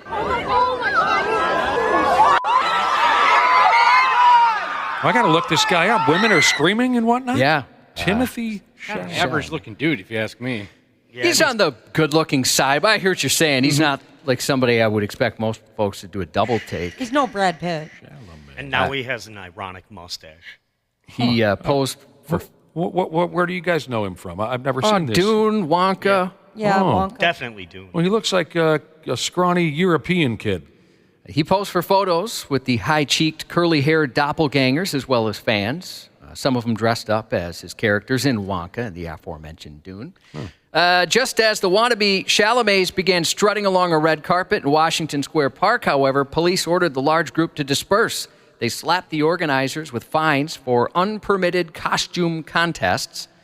At least one contestant was taken away in handcuffs, though police didn't say why. Eventually, a winner was chosen, Miles Mitchell, a 21-year-old Staten Island resident who dressed in a purple Willy Wonka outfit and tossed candy to the crowd from a briefcase. Oh, fun. Miles was the favorite going into it, so that's no real shock there. Oh, was he really? Yeah, he was. Well, you could tell. I mean, shoot, he looked a lot like him. Are you joking with me? Yeah, or are you I'm serious? joking with you. Oh, okay. I don't think Vegas had odds put out for this. Oh, I thought maybe like he was known in circles. Yeah, Gotcha. I thought you were legit. Yeah, because he looks just like him, so I could see that being the case. I know Shalimar, the old band from the 70s and 80s. I don't know Chalamet. A little different. Shalimar had a song on the Footloose soundtrack. I think it was called Dancing in the Sheets. You had to be there for that. Game 3 of the World Series airs tonight on Fox. The Dodgers are up 2-0 going in tonight's game. And Monday Night Football features the Giants at Pittsburgh. Joaquin Phoenix, 50 today. Julia Roberts at 57. And 1 year to the day older, longtime Conan O'Brien sidekick, Andy Richter, I love 58. him. Yeah, he's great. Good luck to Antique Snowmobiling Jesus, headed up north for some bow hunting for a few days. Congratulations to Rusty Ho Jesus and his smoking hot and probably very uncomfortable wife as they welcome triplets to the brother and sisterhood today. Whoa. That is from Sprinkler Fitter Jesus. Fat Lebowski, text in, that is, wishing the wife stretch a mile before it tears an inch. Jesus, good luck for surgery this morning. He said he's hoping for a speedy recovery so they can get back to throwing their genitals at each other in anger. Happy birthday to kicking cancer's ass like a female Chuck Norris, Jesus, from your husband and kids. Happy belated 16th to Chastity from Dad. Happy birthday to my longest pal, Shane. Welcome to being a teenager to my little buddy Alex, turning 13. Also turning 13, farts at the dinner table, Jesus. Happy birthday to you. And happy 45th to Swamp Stomping Jesus. That's 93X News. Randy Shaver. The cornhole capital of the world. On the Half-Assed Morning Show. Freeman hits the ball to right field. She is gone! Gibby, meet Freddie. Game 1 of the World Series. He's been there since I was a little boy, throwing batting practice to me every day. So this isn't my moment. That's my dad's moment. I'll be damned. 36 years ago, it was Kirk Gibson. Friday night, it was Freddie Freeman. Hello to Dinkus and other Dinkus. Randy Shaver and Brad Ryder. Good morning. I think he's talking to you, Brad. Good morning. I'm other Dinkus. You're Dinkus. He's right. You're the original Dinkus. He's right again. Oh, man. I was saying earlier, for the first time, I can't even say how long it's been. We're 2 games into the World Series, and I haven't seen a lick of it. Really? Friday night, Cubby and I were out together having some laughs, drinks, and this or that to eat. Saturday night, I was lucky enough to go to that Wolves home opener, so I haven't seen a damn thing other than obviously the highlights of Freddie Freeman's dong on Friday night that was so memorable. Well, see, of course it was memorable. Where am I going with this? So comparable to Kirk Gibson that it's eerie. Yeah. The exact same time at night to the minute. Oh, really? Did you see that? No, I didn't see that. No, the exact minute. Look that up. I don't remember what exactly time it was. It was like 10:37 yes. or something. I saw that stat too, Brad Ryder. That's just and Fernando Valenzuela just friggin' died. Yes. These 2 clubs are playing in the World Series for the first time since 1981. Friggin' eerie. Of course, the difference being that Freeman's was a grand slam, the first walk-off grand slam in World Series history. It was just truly incredible. I wonder what that... I've always thought that must be one of the most satisfying feelings in all of sports, to just absolutely lace a dong into the seats. Doesn't even have to be a World Series game or a walk-off grand slam. Just when you get a hold of a baseball the way Freeman did on Friday night, that must be... I mean, what else can you come up with? Maybe if you're a boxer and you hit a guy so square in the jaw, you feel the bones break. You know what I mean? It could be a high school baseball game, right? It could be a high school baseball game. Sure, Yeah. could be. Well, yeah. Josh and I are on a basketball court, and Josh throws me a perfectly timed alley-oop, you know, where I just caw down on the... Those are the reasons people play sports, right? To have those moments. Yeah. Best feeling ever. But that takes 2 people, Nick, in order for True. the alley-oop to work. True. In baseball, when you're at the plate, it's just you.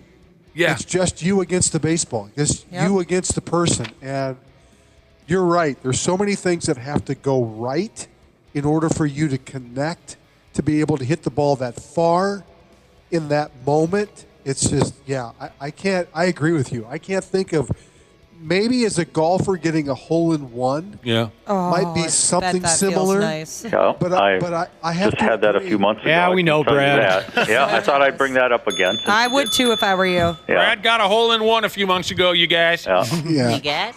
You guys? But boy, did he tear into that baseball. You know, they were down a run going into the bottom of the 10th. This happened, that happened. A couple guys got on base. The Yankees walked Mookie Betts to get to Freeman with that cute lefty the Yankees had out there. Cortez, I think is the name. Yep. Right. Jumps on the first pitch and just annihilated that baseball. The third walk-off home run while trailing in World Series history. That's getting a little nitpicky, but, just to go a little further with this. His grand slam was the third walk-off home run while trailing in World Series history. The other two, Gibson in 88. Yeah. Did you guys hear the other? Is it a Reggie Jackson? No. Oh. I'll give you a hint. Oh, Canada. Joe Carter. Joe Carter. Joe Carter. But the similarities with Gibson's dong from 88 are remarkable. Both of them, Brad mentioned the exact time. It was down to the same minute on the clock. But the fact that both of them were, injured players, coming off the bench, hobbled, that whole thing. Well, Freeman didn't come off the bench, but right. It was something to see. Game 2, Dodgers won. I couldn't tell you anything about that ball game. I didn't see it, but here we go. Game 3 tonight in New York City. 7 o'clock start. Oh, by the way, people are also really enjoying, and they appreciated it in the moment, the World Series announcer, Joe Davis, honoring Vin Scully with the call of Freeman's home run. Joe Davis said, "She is gone." Yeah. Exactly what Scully said when Gibson hit his home run. So game 3 tonight, Dodgers lead the series 2-0. You can see at 7 o'clock on Channel 9 the starting pitchers, it says here for me, Walker Buehler for the Dodgers, and is it Clark Schmidt?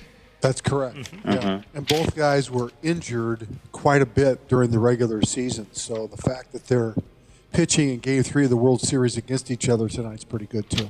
So I haven't seen anything. What about you guys? What, you got anything to say about the World Series? Does this look like the Dodgers have it in hand to you? I don't know. It's gone back. What I've seen has gone back and forth a little bit. I mean, the Yankees, middle of their lineup's got to get it going a little bit. They haven't done anything. Well, Aaron Judge can't hit. He can't hit anything. He struck out a number of times already in this World Series. Oh, is Aaron Judge struggling? Yeah. Good. Soto's hitting well, playing well, but the rest of them got to get it going a little bit. Well, and Shohei got hurt. Hurt his shoulder. He's all right. He's going to play, but he's not at 100% either. But so the Dodgers have played really, really well to take the lead 2-0. Sorry. No, it happened. Shohei is expected to play tonight. They say he separated his shoulder over the weekend in Game 2 while sliding. But they'll push his ass out there. He's the guy. It was 43 years ago today that the Dodgers beat the Yankees in 6 games in the 1981 World Series. It was 43 years ago today that the Dodgers clinched the series. They were led in that series by Fernando Valenzuela and Pedro Guerrero. A lot of you don't even remember Pedro Guerrero. Certainly do. Mm-hmm. So there you go. Yes, Brad Ryder? No, I just said Expos. He played a stretch of time with the Montreal Expos. You're correct about that. How about my Washington Commodores beating my other team, the Chicago Bears, on a 52-yard Hail Mary touchdown on the final play of the game? That was insane. The best part is Tyreek Stevenson for the Bears. Yeah. The guy who's like taunting the Washington fans before the pass is even thrown. In fact, the play is started. He was taunting him during the play. Yes. And then he's the one that tips the ball up that gets intercepted. Hilarious. Here comes the Hail Mary with the game on the line, and the ball is caught! Caught! It's a miracle! It's Noah Brown! Oh my goodness! This town is going crazy! It's a madhouse in Landover, Maryland! He did it! want to be in that room during that film session today. Oh, man. Wow. What, for the Bears? Yeah. Oh, my But damn. if The he would've place was up for grabs. If he'd have just stayed over there and taunted the fans, they would have won the game. All right, so I didn't see the highlights. That's a good point. Yeah. If he never would have made it onto the field, the Bears would have won the ball game. You're speaking of how do you say his name? Tyreek Stevenson. Tyreek Stevenson. So I didn't get a chance to see the high. Well, okay, I did see the play, but I didn't get to see what happened before the play. One article led me to believe that this Tyreek Stevenson, a defensive back for the Bears, the guy who was the last one to tip the ball into the arms of a wide receiver for the Commodores by the name of Noah Brown, that Daniels kid chucked it up for grabs there on the final play. From one article tells me that Tyreek Stevenson was, like you guys mentioned, taunting the Washington fans in the stands, but it indicated that he was even late getting out onto the. That's correct. He was. Yeah. He was. Yes. Yeah, he was a good 30 to 40 yards away from where the play actually occurred during the play while it was going. While it was started. Going on. And then when the ball went up in the air, then he sprinted, then he dead sprint toward where the ball was going to be. Is that right? Jumped up, tipped it, and the guy caught it. Nick, on social media today, he apologized to his teammates for the screw up, but the video's everywhere. Yeah. And because the quarterback, Daniels, had to scramble so much to even get in position to throw, gave Tyreek Stevenson time to actually get to the ball. Yeah. He was completely late to the ball. That Stevenson dude must be embarrassed as all hell. I can't even imagine. I read that he was apologizing to someone on Twitter, so he apologized to his teammates. Oh, yeah. It's also an example of why you don't only rush three guys in that instance. Yeah. I mean, a lot of teams now they'll bring a blitz there because then the guys don't have time to run 70 yards to get under a ball like that. All right. That was a hell of a play. And my Commodores. Well, it saved the Vikings from being in last place. Yeah. Yeah. Well, that's a wonderful thing. Here's a text message. We were just talking about the anniversary of the 81 World Series being clinched. Okay, the same two clubs are playing now, Yankees and Dodgers. Disgruntled mailman Jesus has texted in. My goodness, he says, don't forget, 33 years ago today, 33 years ago yesterday, was the last time a professional Minnesota sports team, well, you're forgetting the Lynx, but anyway, 33 years ago yesterday was when the Twins, wait a minute, it could have been the Twins? 33 years ago? Okay. Yeah. When the Twins won the World Series in 1991. Yeah. Best World Series ever, he says. Oh, we go on and on about that ball club. We usually go on and on when Dick Bramer's on the program. Sure. I mean, the performance by Jack Morris is legendary. Absolutely. Turkey bucket in Game 6, Jack Morris in Game 7, man. Yeah. And everything else in between, it really was, and this isn't just, Homer talk, it really was the greatest World Series ever played. The only other answer you ever get when you look at, all-time lists, the only other answer you ever get is the 1975 World Series with the Cincinnati Reds and the Boston Red Sox. I appreciate you bringing it up, disgruntled mailman Jesus. It's always nice to reminisce about the 91 World Series. It was a riot. It was a friggin' riot. And what you saw out of Jack Morris, you'll never, ever, ever, ever see again. All right, back to the NFL real quick. Let's see what games might have grabbed here. The Detroit Lions put 52 points on the board and beat Tennessee yesterday. They look like they've just become a killing machine now. Yeah, they're definitely playing at a high level, both offensively and defensively. Even without the young kid at defensive end, I mean, they're crushing people right now. I know the Tennessee Titans aren't much, but Detroit, the Lions, look like they become a killing machine. Green Bay beat Jacksonville, but what's-his-nuts pulled a hammy or something like that. Yep. Jordan Love, what did he do? A groin injury. Good groin. Mm-hmm. Well, but Malik Willis is pretty good, though. I mean, Malik Willis is not a bad quarterback as a backup. Okay. So. I don't know Malik Willis. I'll have to check him out. Very similar, their playing styles. Yep.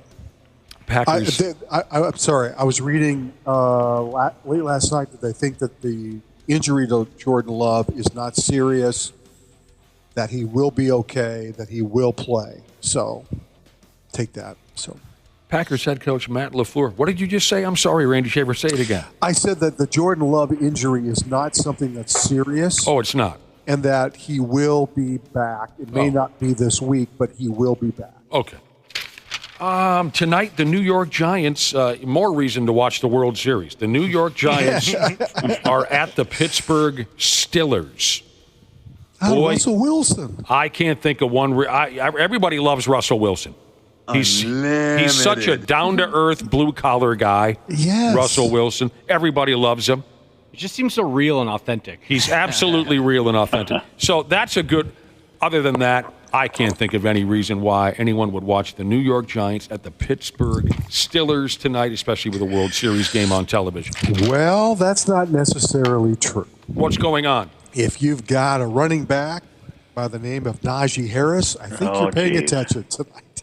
He's talking about his fantasy football thing again. I've got him. One of his 35 teams, he's got Najee Harris going. You need some points on your fantasy football? I need a couple of touchdowns. Okay.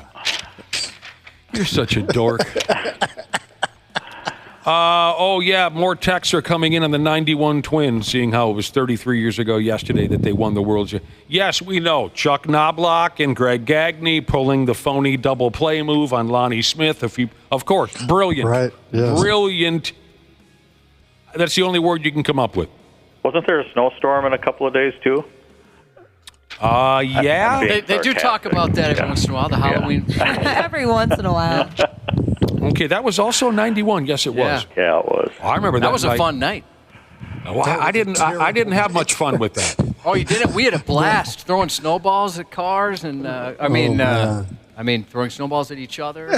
How old were you? I was blizzard? 19 or 20. Oh, so Josh, you were a little bit younger, so you still were having all the fun. Oh yeah, it was a blast. Well, I'll tell you why I didn't have any fun. I mean, why? I was 20 years old. That's 91. I was 20.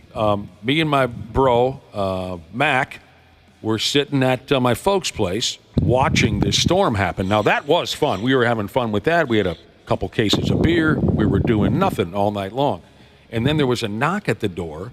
My neighbor. His kidneys fell out or something. Oh God! His wife comes to the door, ass deep in snow, knocking, because she needs some help getting. She needed help shoveling the snow away from their front door so the paramedics could get in. Oh my God. Because her husband's kidneys had fallen off or something along those lines. So that's what I remember about that night, was sweating my nuts off out there, shoveling a path for the paramedics as they hauled dude out on a stretcher. Oh, yeah, that's right. I remember it looking like Armageddon afterwards. Cars just trapped everywhere. I was 16, and it was like the perfect age because we knew we're not going to school tomorrow. So we stayed up late. We're outside running around. Good for you. Got into the hooch a little bit? No. Didn't do that. A couple of Seattle Seahawks players got into a half fist fight on the sidelines during their game yesterday with Buffalo. That was kind of fun to watch. That was funny. That wasn't much, just kind of grabbed each other's face masks, but they were, one dude was really furious at the other for committing a bad penalty. I believe it was roughing the passer, and it extended Buffalo's drive. Buffalo went down and scored a touchdown. So when they got back to the sideline, one dude wanted to punch his teammate for committing that penalty. They got separated, but it's fun. I always like to see infighting on ball clubs. Love that stuff. Yesterday was National Tight Ends Day. I bet you didn't know that, and no one would expect you to. Yeah, they mentioned it on the broadcast a few times. Oh, I wasn't watching any football. They set a record yesterday. That's right, Randy Shaver. Ended up being a record-setting day in yesterday's NFL games. Tight ends caught 177 passes, which is a new single-day record. What in the hell was that? Drinking. Randy, your microphone is so detailed. We just heard fluid go down your esophagus. Cruise down your esophagus and land in your stomach. What are you drinking? A little 7-Up. Oh. Boy. Seriously, that was medical right there. Sorry about that. No. So it was the most productive day in NFL history for tight ends. Do whatever you like with that. Well, I mean, George Kittle had a huge night last night. The tight ends of the Atlanta game, your boy Kirk Cousins threw a couple to Kyle Pitts. And didn't Kelsey get his first Kelsey touchdown got of the his season? first one yesterday. Good for him. Yeah, a lot of tight ends. Have You're cheering for the guy? Yeah, it's special. Underdog. Your boy Cousins is 5-3 with the Falcons, right? Well, we all know how that's going to wrap up. We talked about it on Friday. How's it going to go? How's it going to go, They're going Brad? to make the playoffs, and Go ahead. Tell that'll be them how it again. ends. The Falcons will beat the Vikings in the playoffs. Right.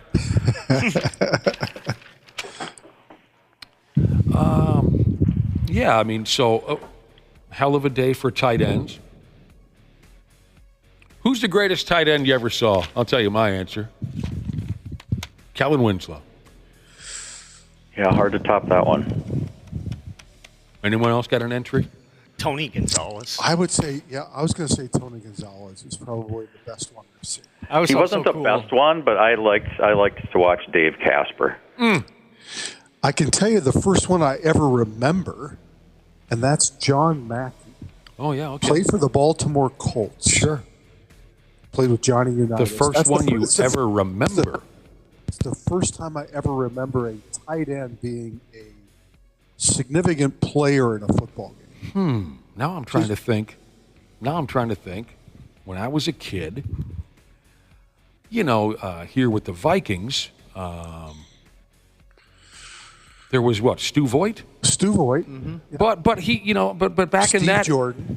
Oh, okay. There you go. Okay. Stu Voigt. Well, wait a minute. Where I was going with Stu Voigt was, in his time, he did a hell of a lot more blocking than he did pass receiving. That's what tight ends did. Right. That's my point. You're right. But as far as a guy who was kind of flashy, I don't know. I'm going to go ahead and say the first one I remember, I'm going to say maybe Russ Francis. Sure. New England. Okay. But then you move on to guys like Kellen Winslow. Right. And then I'm glad you mentioned Steve Jordan. Steve Jordan was one of the greatest athletes this town has ever seen. I thought he was so outstanding at what he did, and I thought it was a damn shame that man didn't win a Super Bowl. He was that damn good. Yep. I mean, the tight end position, it used to be, you were right, they were a sixth blocker. Right. But then the tight end, but you also wanted somebody that could at least catch a ball if they needed him to. Right. And then it began to evolve into more of a bigger athlete, kind of like a basketball forward. And that's where you started to see guys like Steve Jordan and Joe Sensor, who was a former basketball player. You started to see those kind of athletes become tight ends, and the position completely changed. I got another one for you. And this is a damn good one. And I'm pissed off. Forget I said Russ Francis. Not that he wasn't a great player. I'll get there in a second. I had it and I lost it. Ozzie Newsome. Oh, sure. Yeah. Cleveland Browns. Ozzie friggin' Newsome. Keith Jackson. Whoa, Nelly, let me tell you about the Keith Jackson. All right, we're no stranger to microphone troubles around here, as you can tell this morning.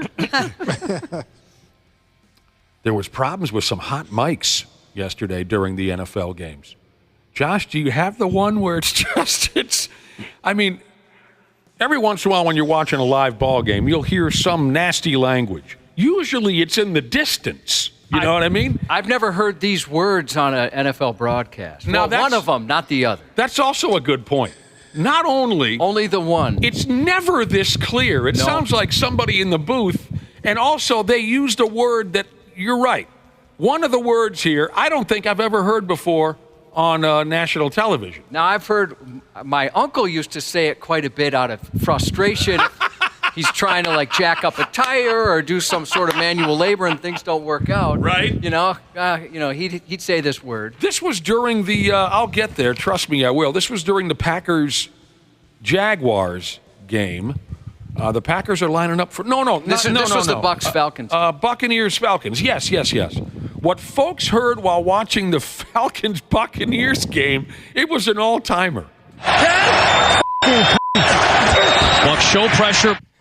Whoa. Okay. Could you tell what those were? Yeah. Effing C-word. C-word. Look, show pressure. And it's clearer than the announcers. Yeah. It is very clear.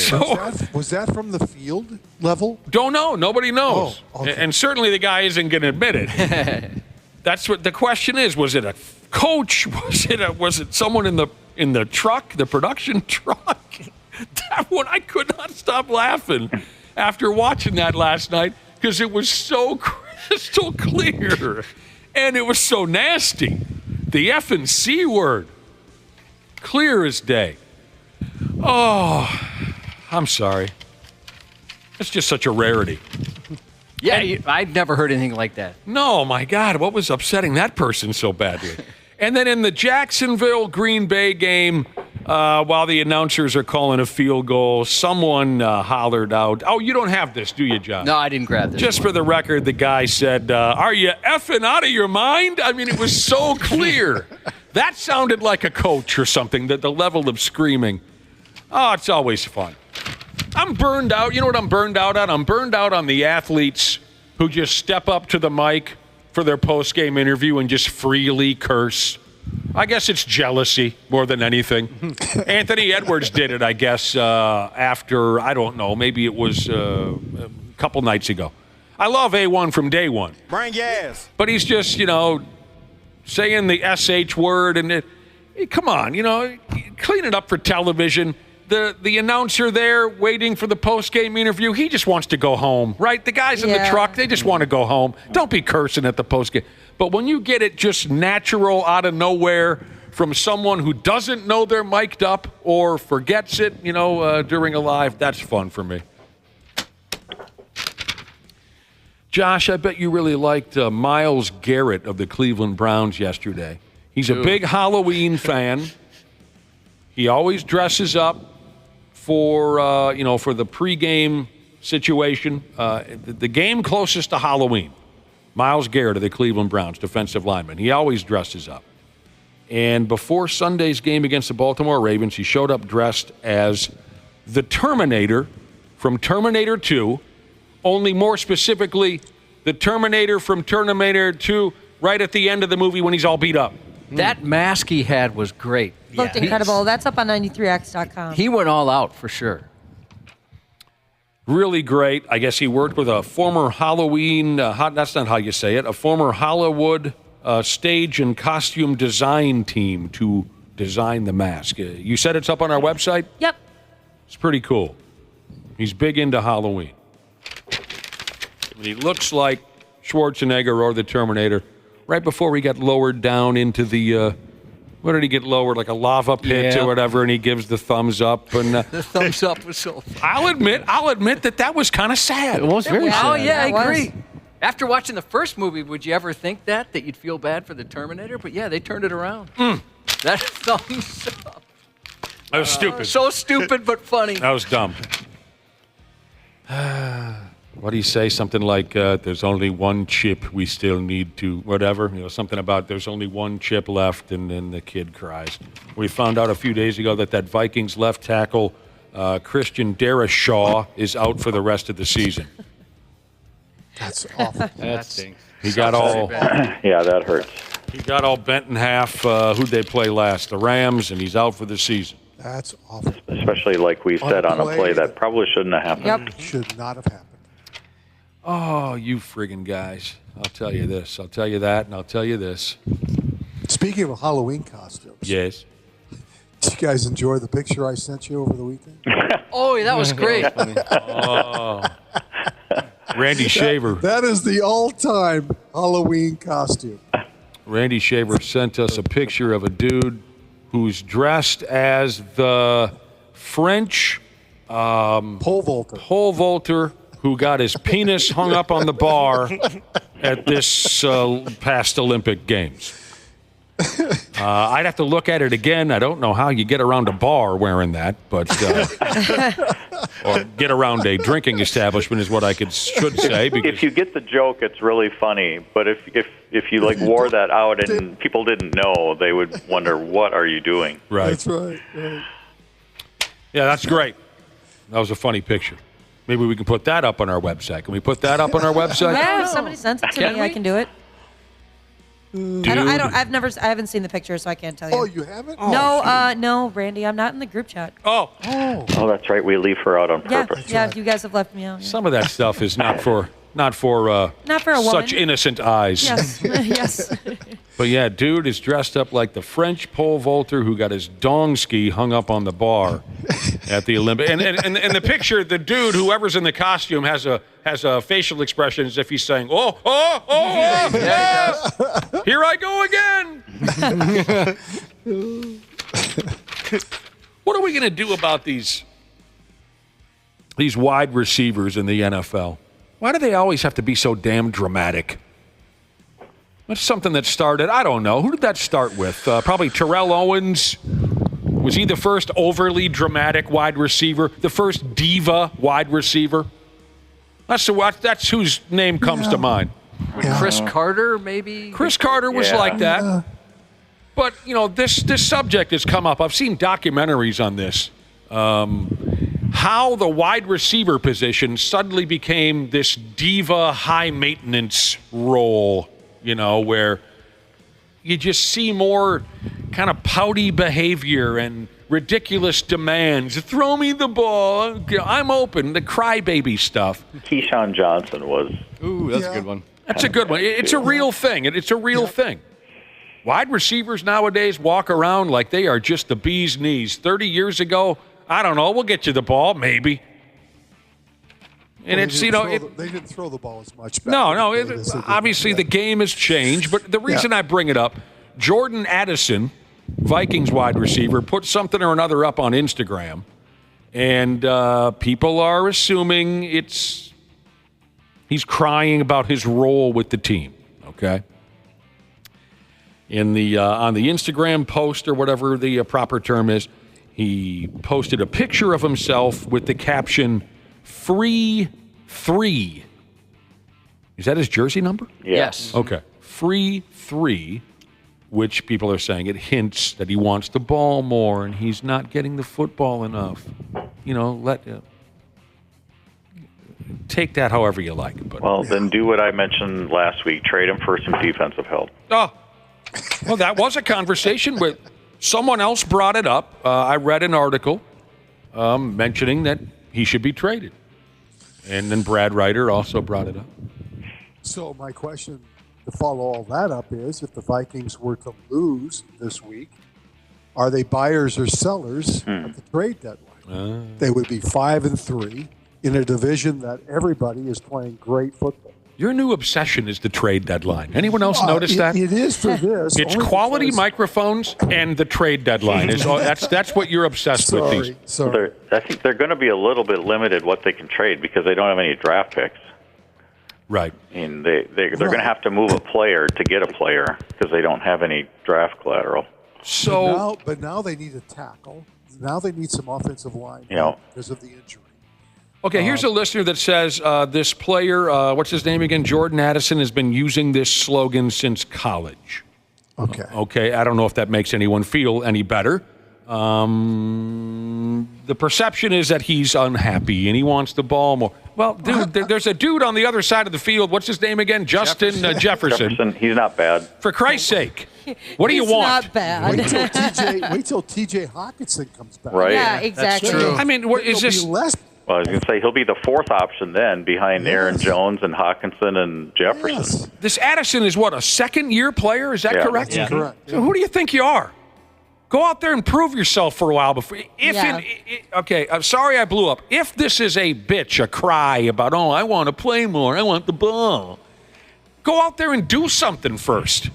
I think people you haven't done anything. People might take it a different way, too, if he hadn't had some of the other issues that he's had. Right. Exactly. Yeah. Weren't you the guy who was stoned on the side of the road a few weeks ago? Yeah. Oh, sorry, we're not treating you with the utmost respect. Driving like 115. Yeah. At 3 a.m.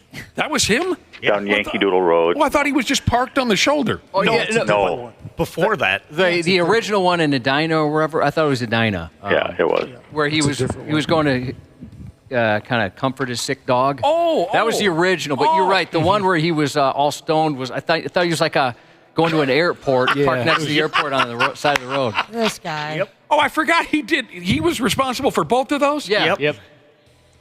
Again, maybe it's nothing. But if it's a beef, if he's whining, dude, just stow that garbage until you do something. All right. Golden Gopher football sure pumped Maryland over the weekend. That was fun. That was pretty cool. Great. It looks like this Brosmer kid's really warmed up to things now. I mean, first couple of weeks, you probably thought, well, I thought this guy's supposed to be a big shot. It looks like they're really warming up, and Christ, they're intercepting footballs and running them into what do you call it, the end zone? Here's the difference. The difference. I'm sorry. It's your breath. It's not your fault. It's all right. The difference, right? Gopher football team is that they are a throwing team right now. I like that. They have decided to be way more balanced. And, I mean, Brosmer was 26 of 33 passing, which was, I mean, when was the last time a Gopher quarterback was 26 of 33? Good question. For 320 yards and 4 touchdowns. I mean, they can't, I don't know, when they started the game against Maryland, they may have run the ball once in the first 15 or 20 snaps offensively. They threw the ball almost every play. It was like, who are these guys? Well, they did a good job at game planning, obviously, because I think Maryland lost the week before, 2 weeks before, to Northwestern, and Northwestern did the same thing to them. And Northwestern's not a very good team, but Northwestern just pumped it in the air the whole game to them. So their secondary must not be very good. Got to give Maryland a lot of credit. Good football team, really explosive on offense. They can make up ground really quick. They showed that at USC. I'll always determine what that looks like. You'll probably ask me a few things about why I left some guys in. We got to finish games. There's times this year we haven't finished games. We're on the boat, Sky PJ Fleck. Golden Gopher hockey. It's too bad that Max Brosmer, I mean, good for him that he got a chance to play in the Big Ten. I wish he would have had a couple because he's proven himself to be pretty dang good. So. And they face the Fighting Illini on Saturday, who's pretty Who are good. Yeah, they're Yes, pretty they are. good. Yeah, they are. Golden Gopher hockey swept St. Thomas over the weekend. You guys are going to kick out of this. Bear with me because I don't speak this language. 2 Polish soccer referees have been suspended. They won't be reffing any games for a while. They were suspended by something called UEFA. UEFA? Yeah. That's as far as you can go with that? What do you mean? What does it stand for? Oh, United European something Football Association. Something, okay. You guys are obviously big fans. These refs effed up. They were suspended. They're calling it conduct that reflected poorly on the sport. They did something stupid after what they call here some heavy drinking. They were supposed to referee something called the Champions League game. Bartosz Frankowski and Tomasz Musial were arrested by police in Poland. They were drunk off their ass attempting to steal a road sign off the side of the road in the middle of the night like a couple of college kids. Oh my That's gosh. awesome. That's awesome? That used to be so fun. That was fun. At around 1:40 in the morning, 2 grown men and there was one other person with them. Cops see them carrying a road sign down the road. All of the men, they say, were inebriated. They were taken to detox. So 2 of these guys were professional soccer referees out there in Poland or wherever the hell this place takes place, and they've been suspended. They're not allowed to ref until June, which is a few months. They're very embarrassed. One of the referees, this Frankowski guy, says, I'm still trying to find words that will adequately express how much I regret this incident and how sorry I am. I ruined 22 years of officiating. I ruined my entire career. It was foolishness. I don't even know what to call it. That really sucks. But what the hell are you doing? You're a grown person over there. This Frankowski also said, I'd like to emphasize that we were in no way hostile. These were silly jokes. We had no bad intentions. So I guess just like a bunch of frat kids, they were going to steal a road sign and put it up in their apartment or something like that. Gee, many Christmas. So, Dana, I'm looking at the front page of ESPN.com this morning. Yeah. And is this a big deal, this manager for the Manchester United? Yeah, it's a pretty big deal. They just gassed him. Huh? Is he like the number one manager in the soccer league? I mean, he's a big name, but Manchester United's been pretty piss poor this season, so it's not a big surprise. It's kind of people are just kind of waiting for this to happen. What are you playing fantasy soccer too, Randy? No, what is going on? I've never heard of the guy. I don't follow soccer, and it's like the big headline front page picture on ESPN.com this morning. Okay.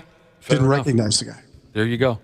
Randy Shaver, Brad Ryder, we got to get going again. Randy, maybe take a closer look at that string in that soup can. Well, and, I do the same thing every day. I don't know what the deal is. Brad Ryder, maybe borrow Randy your cell phone or something like that. We got to get going because we got a guest coming up. But thank you, Brad. Thank you, Randy. See ya. Coming up next, let's get that text machine cooking. Text 651-989-9393 if you want advice from a professional doctor. He's the type of guy that'll try and straighten you right out. 651-989-9393 is the number again. Dr. P. Jesus is next on the program. Half-assed morning show. They're loud, they lose control, they do their little circus act. They're a nuisance. 93X. Our technicians are geared up and ready to make sure your system is running reliably this winter. Regular maintenance from Standard Heating and Air Conditioning helps prevent costlier breakdowns in the future, and we know they always happen at the worst time. Hey, Ashley here. Get your home ready for winter. Schedule your furnace tune-up with Standard Heating and Air Conditioning and save $30. Have a boiler? Save $40 on your boiler tune-up. Visit standardheating.com to book and lock in your savings. Stay cozy, stay ready. When you think about businesses that are selling through the roof, like aloe or Skims, sure, you think about a great product, a cool brand, and brilliant marketing. But an often overlooked secret is actually the businesses behind the business, making selling, and for shoppers, buying, simple. For millions of businesses, that business is Shopify. Nobody does selling better than Shopify. With Shop Pay, that boosts conversions up to 50%, meaning way less carts are going abandoned and way more sales happening. So if you're into growing your business, your commerce platform better be ready to sell whatever your customers are scrolling or strolling on the web, in your store, in their feed, and everywhere in between. Businesses that sell more, sell on Shopify. Upgrade your business and get the same checkout Skims uses. Sign up for your $1 per month trial period at shopify.com/Westwood1, all lowercase. Go to shopify.com/Westwood1 to upgrade your selling today. Shopify.com/Westwood1. The Jim Jackson Show isn't just another NBA podcast. Of course, I'll break down everything about the league that I played in for 14 years and now cover as a broadcaster. There will be plenty of interviews with the biggest players, personalities, and insiders in the NBA. I say there's more to life than ball. That's why on this podcast, I'm going to delve into other passions, maybe business and maybe travel. I love lifestyle. The Jim Jackson Show, wherever you listen. Hi, everybody! Dr. P. Jesus, welcome to the Half-Assed Morning Show. 93X. That's Monday morning, 8:26 on the 93X Half-Assed Morning Show. We're all feeling a little less than 100%. That's how it goes on Mondays. For those of you feeling even worse, we got a doctor here to help you out. Aches, pains, leaks, smells. He's been there, sometimes even in his professional life. It's Dr. P. Jesus here on the program. Good morning, James. Hi. What did you do? You brought in your own brand new personal headphones? I just brought in some replacement pads. Oh! Yeah, the ear cuffs, they're pretty bad around here. Yeah, they have like a dermatological problem. You may have noticed if you listened to Randy Shaver's segment, we don't have the best equipment budget. I did hear he was here. having some trouble. Oh, yeah. You're almost becoming a regular radio dork coming in here. Buying your own stuff. Buying your own stuff. equipment and bringing it on. Nice to see you again. Yeah, and I know Janelle Klein also doesn't like the flaky ear muffs. Yeah, so. those things are so... Well, what you're referring to is... Mostly for her. The headphones, the guest headphones that we have in here are so friggin' old that when you put them on your big, gorgeous head, it spits all this old 1982 rubber out into your ears and onto your back and into your beard, and it's just yes. Janelle hates it when she gets it in her facial hair. Yeah, she's going to really appreciate that, Dr. P. That's awesome. Yeah, maybe she'll reward you in a way I think you're probably hoping. like to say hello. I had to switch entire brands just because they use a different cuff than that. Oh, really? Yeah. Industry stuff. That's what this is, industry stuff. Well, your industry is helping folks, and offended millennial Jesus has a question for you right away here. Let's get into it. He's a 30-year-old male, usually in good health, but the past few days he's had day and night sweats, body aches, and muscle stiffness, and also feels fatigued. Oh. He said Google is telling him he's going through menopause. Yeah. But he's wondering if maybe it's a virus or infection given the time of year. I think he has influenza. Yeah, Dr. I was going to say, that sounds like the flu. Yeah, I mean, honestly, that would be influenza or COVID. Yeah, it's day and night sweats. He feels achy. He feels tired. It's going to be a virus. I can say pretty confidently it's not menopause. Are you in a 30-year-old sure about male? that? I'm not 100% sure because we never like to make any guarantees in the medical profession, but I'd pretty much be willing to come close to a guarantee on that. But yeah, influenza is it's interesting. I was just having this discussion at work. I got my flu and COVID shots last week on the same day. Fancy. I know, it's the first time I got them at the same time. The nurse was so good. Have you had that where, I mean, sometimes it hurts. Yeah. This nurse, I barely felt it. I was. Well, you have put on some weight. You had one of the pros. Yeah, she didn't stick it into my fat though. Stuck it in my arms. But yeah, so good. But have you ever had? I've run the spectrum. When I was going through like all the epilepsy diagnosis and stuff, they took my blood a lot, try and measure medications, figure that kind of stuff out. And I had one. When I was very little, I was scared of shots, and then I was more scared of my dad, and he basically threatened to murder me if I complained. And so that actually cured me. I'm not recommending that, but I'm saying since then it cured me. There are poor kids that can't get a shot. You should consider yourself lucky. Is that what the old man said? No, not. It was more of a threat. Yeah. But he, where was I going with that? Oh yeah. I've had. There was a woman who I was her first patient. And I mean, there was a lot of misses. And so luckily I was fine with it. And at the time I was selling blood, donating blood, selling blood, selling plasma. So I looked like a junkie. Well, Dr. But she was so nervous. Do you know how many, don't they get a certain amount of tries before they have to like call somebody else in? Because I've had that happen at the ER and I think it's 3. In this case, yeah, on her 4th. She gave up and somebody else. So came this over. gal was new to the business. She's trying to draw your blood, and she kept missing. Yeah, and so she was just she got stabbing admonished because my veins are pretty prevalent, and usually they're like, "Oh, good, we got you got some good veins." Yeah, I hear that all the time. But the other nurse wasn't super excited about it, and she was so nervous that I was probably a good first patient because I was fine with it. Yeah, you would be a perfect I didn't even know that was a thing. I've never had a situation where I had to get a shot, and it took more than one stab. Now, I know what you're saying, though, Dr. P. Sometimes, wow, you can't feel a damn thing. And I've never been troubled by shots, but every once in a while, you'll run into that nurse who looks a little angry. Oh, I had one where she was having a bad day, and I could tell she was mad, where she stuck it in there so hard I thought she was mad at me specifically. But it was like early days of COVID shots, and the line was out the door. She was burned out. Oh, I can't even imagine how long she'd been doing that. I have had that experience where they grabbed the needle, and I thought, boy, this person does not look like they're very happy right now. And I'm expecting this one to hurt. For sure. We got off on that tangent, but that was my fault. But the point was that most people have not had influenza. So when you finally get it, you feel absolutely horrible. It sucks. So that's, most people have not had influenza? I would say most people haven't because Really? most people think they have because they've had some viral infection. Oh, but, okay. I had it for the first time last year and thought I was dying. I mean, Really?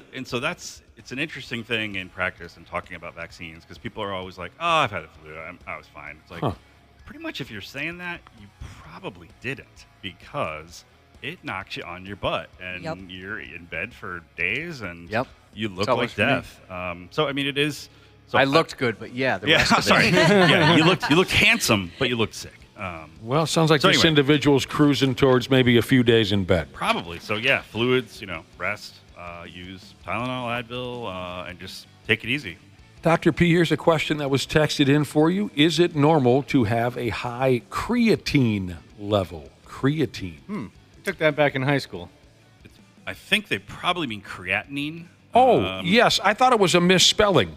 No, it is a different thing. Okay, Yep. thank you for that. okay. Because I assumed they added a nin in here. Yeah. I thought it was creatine, but you're right. Creatinine. Creatinine. Creatinine, yep. Creatine is the stuff, like a supplement you can take. Creatinine is a thing measured in your blood that basically, if your kidneys are working normally, it should be at a very low level, within a pretty tight range, because it's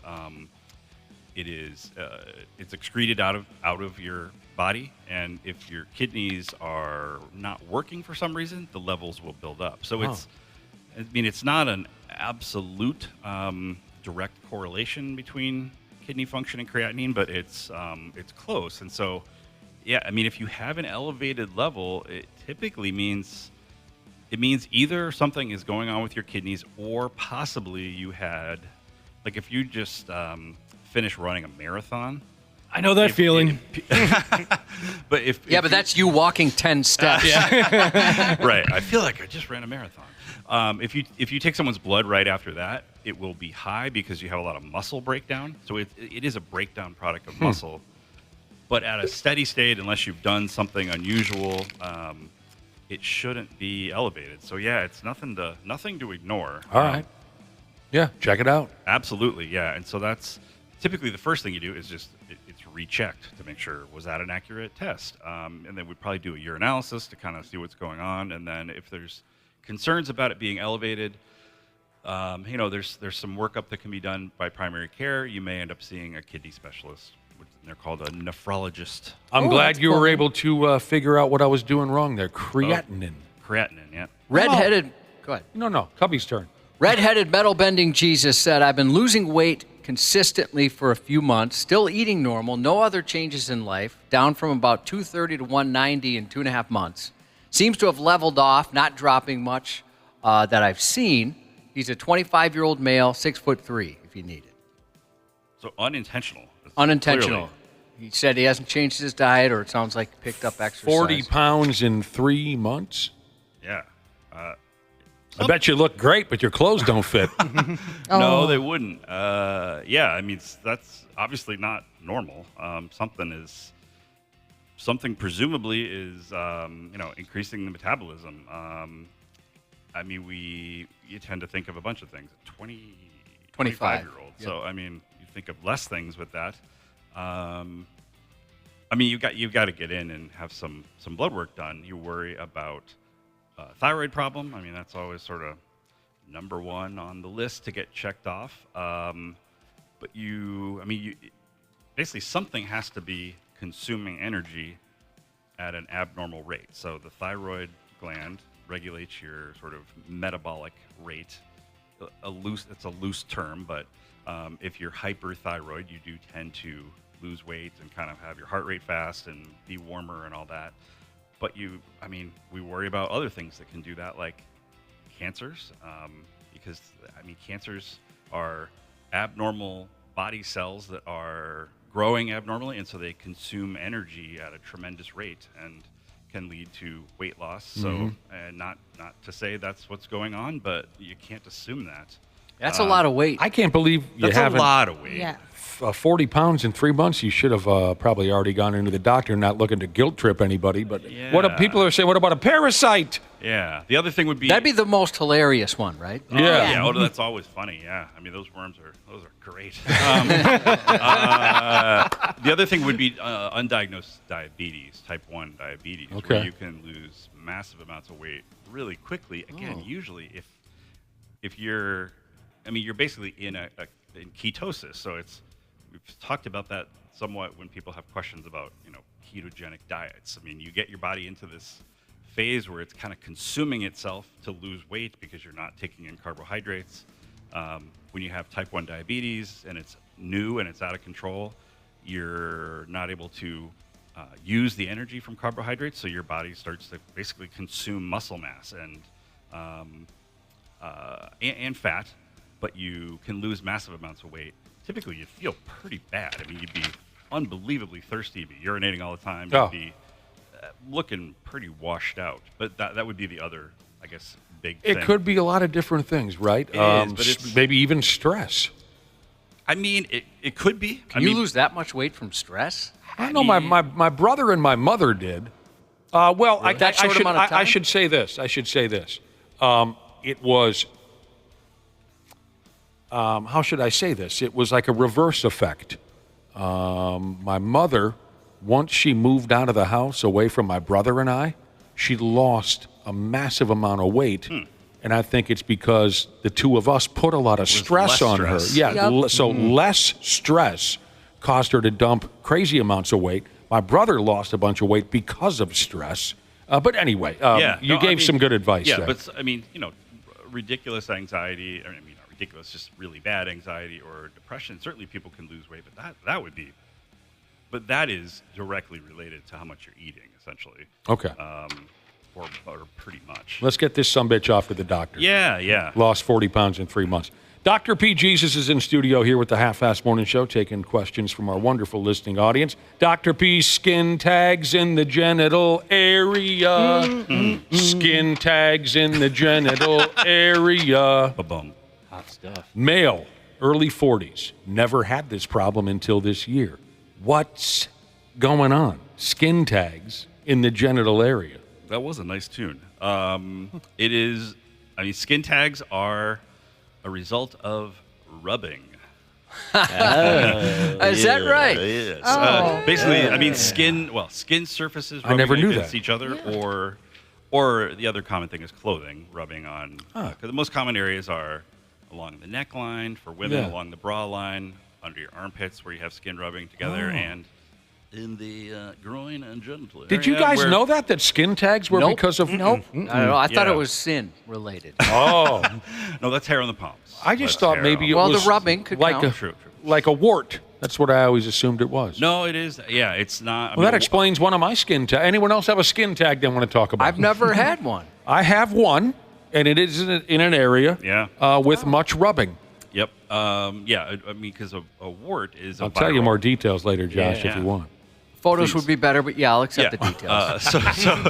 So a wart is a viral thing, and that causes it to grow. But yeah, skin tag they're benign. It really is just, it's a response to rubbing and excess skin grows. So there is people who have a tremendous number of them, particularly up on the neck and upper body. It can be associated with diabetes.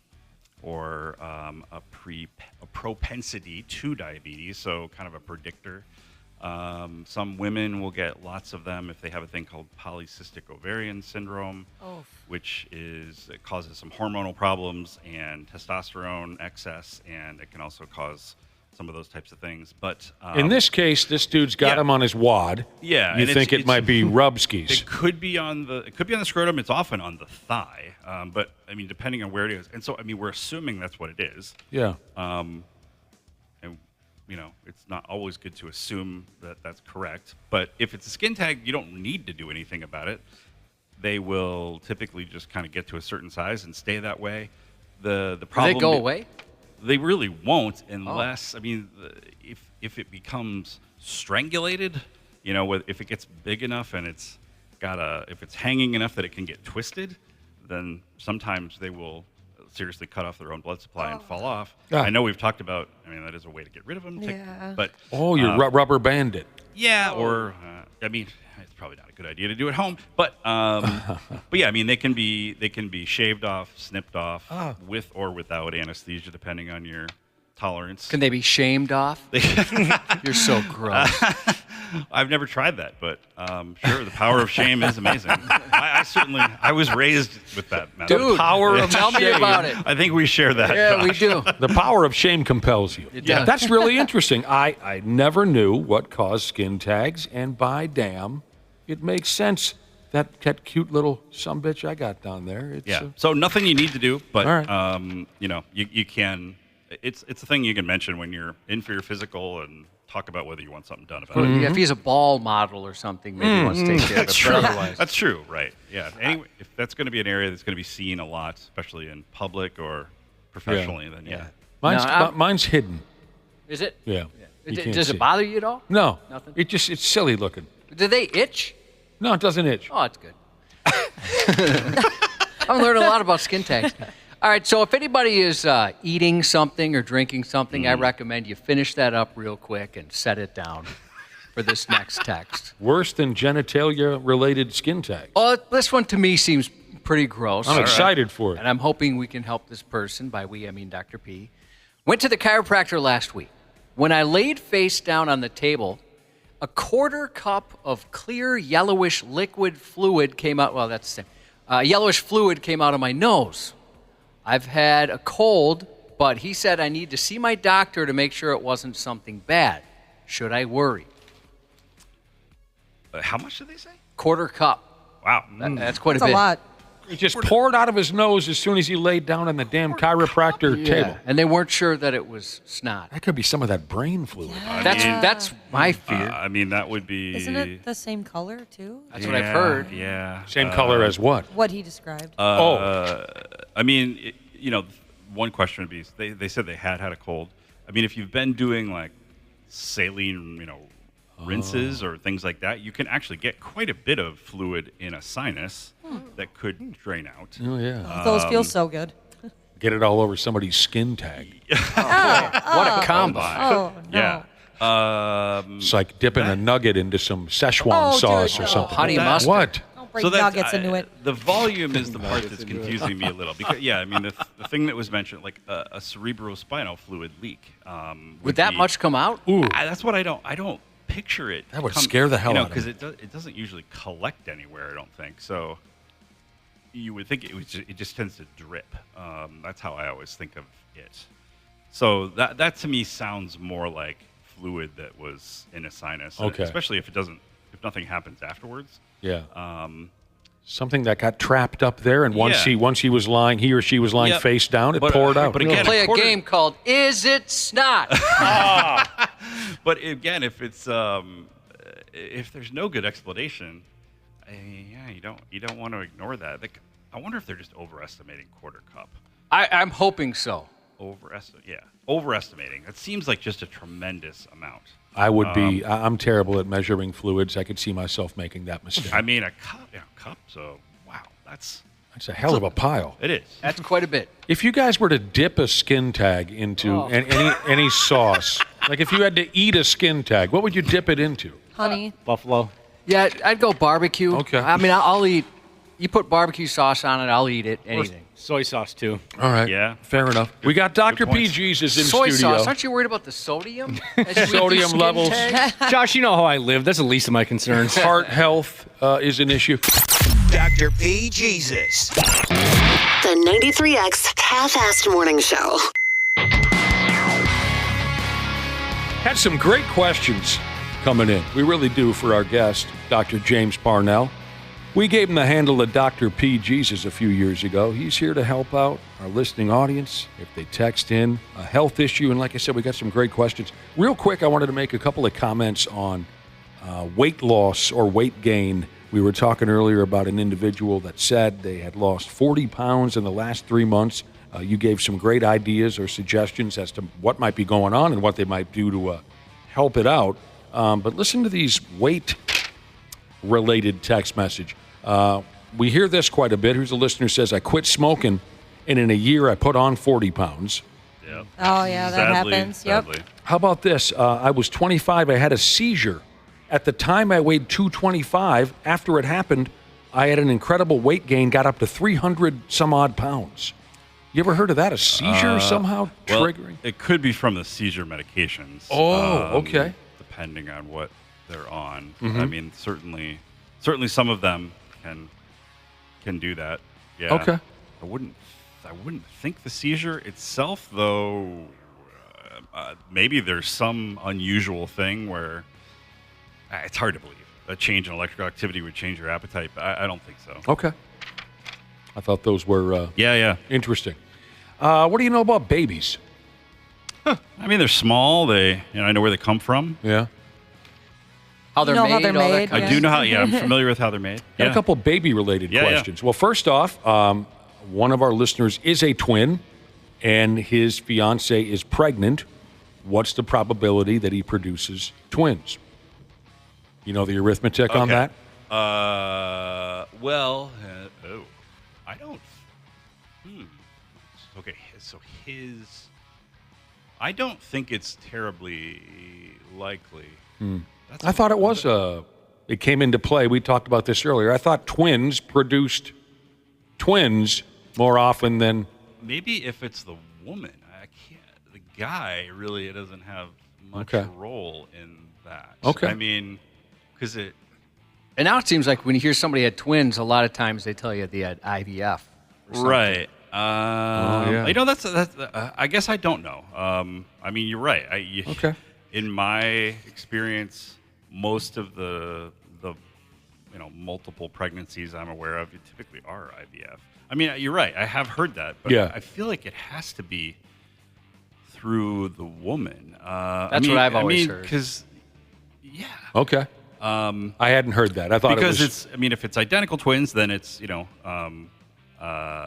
basically a zygote that's split. If it's fraternal twins, so they're in separate amniotic sacs, I mean, then it's two different eggs, and they just happen to get fertilized at the same time. But yeah, the guy's role is, I mean, important, but minimal. We're Josh has said it over and over again. We're life givers. Isn't that amazing? Yeah. Think about it is true. Life wouldn't exist without us. We give life. You guys are incredible. I don't know what we would do without you. Right. I know, and thank you. Think about that. We give freely too. That's true. So generous. We'll give it to anybody. We will. Anywhere, wherever you want anytime. One more baby related something or another, and then I'll get off your case about this. A 3-week-old baby is rolling on its back and does a lot of back arching. Possession, perhaps, this time of year. I don't think I've ever seen a baby arch their A lot of back. back I'm trying to arch. picture Fan. that. That's cute. Yoga fan. A 3-week-old? 3-week-old. That's pretty impressive, isn't it? That's what I was thinking. That kid's got some strength. Did I read that correctly? Yeah. I Go mean, back. that seems a little unusual. They don't even move much at that age, do they? Or they just kind of sit in their little blanket thing. If you got a I guess super tough kid. it would be something that you'd want to see happen. I mean, kids can get torticollis, which is where their neck gets kind of turned one way, and that could kind of look like that. And I mean, that does need to be addressed. Usually, it's basically muscles that are just out of control, tight, and they need some baby physical therapy, basically. Oh my gosh, cute. But to stretch it out, I guess I would get him in to be seen. Okay. I mean, seizure activity in a little baby could look weird. Yeah. But yeah, you don't think of a 3-week-old really being able to control its muscles enough to do that. I mean, they obviously can't bend forward, but yeah, I mean, even to coordinate to bend your whole back and stretch just seems funny. All right.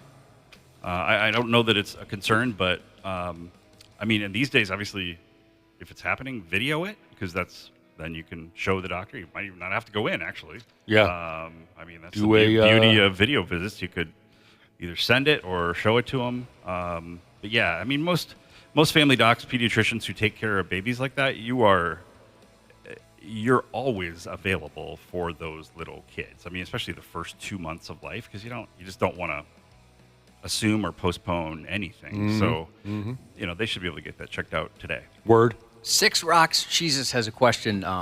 Basically, trying to figure out if her condition is anxiety related or if there's something else going on. She said she's on 150 milligrams of Effexor, have severe panic attacks and anxiety attacks. I feel like I can't catch my breath. I'm in a constant fight or flight mode. Is this just the panic and anxiety disorder, or is this possibly a more life-threatening disorder? Did she say how old she is or anything? No. I mean, probably it's anxiety. There's not really many medical things that will make you feel like that, I would say. I mean, people can have episodes of chest tightness, palpitations, things like that they're concerned about their heart. But if you truly just feel like revved up and on edge and fight or flight, it probably is anxiety. Sometimes being put on a new medication like Effexor, and we don't know if it's new, but people can have the opposite reaction that you want and just not tolerate a certain medication. So possibly that's just a bad choice for her. It makes me think of those commercials where they're like, it's a depression medication, and then at the end they're like, may cause severe depression. Yeah. So Effexor is... You think you're bummed out now?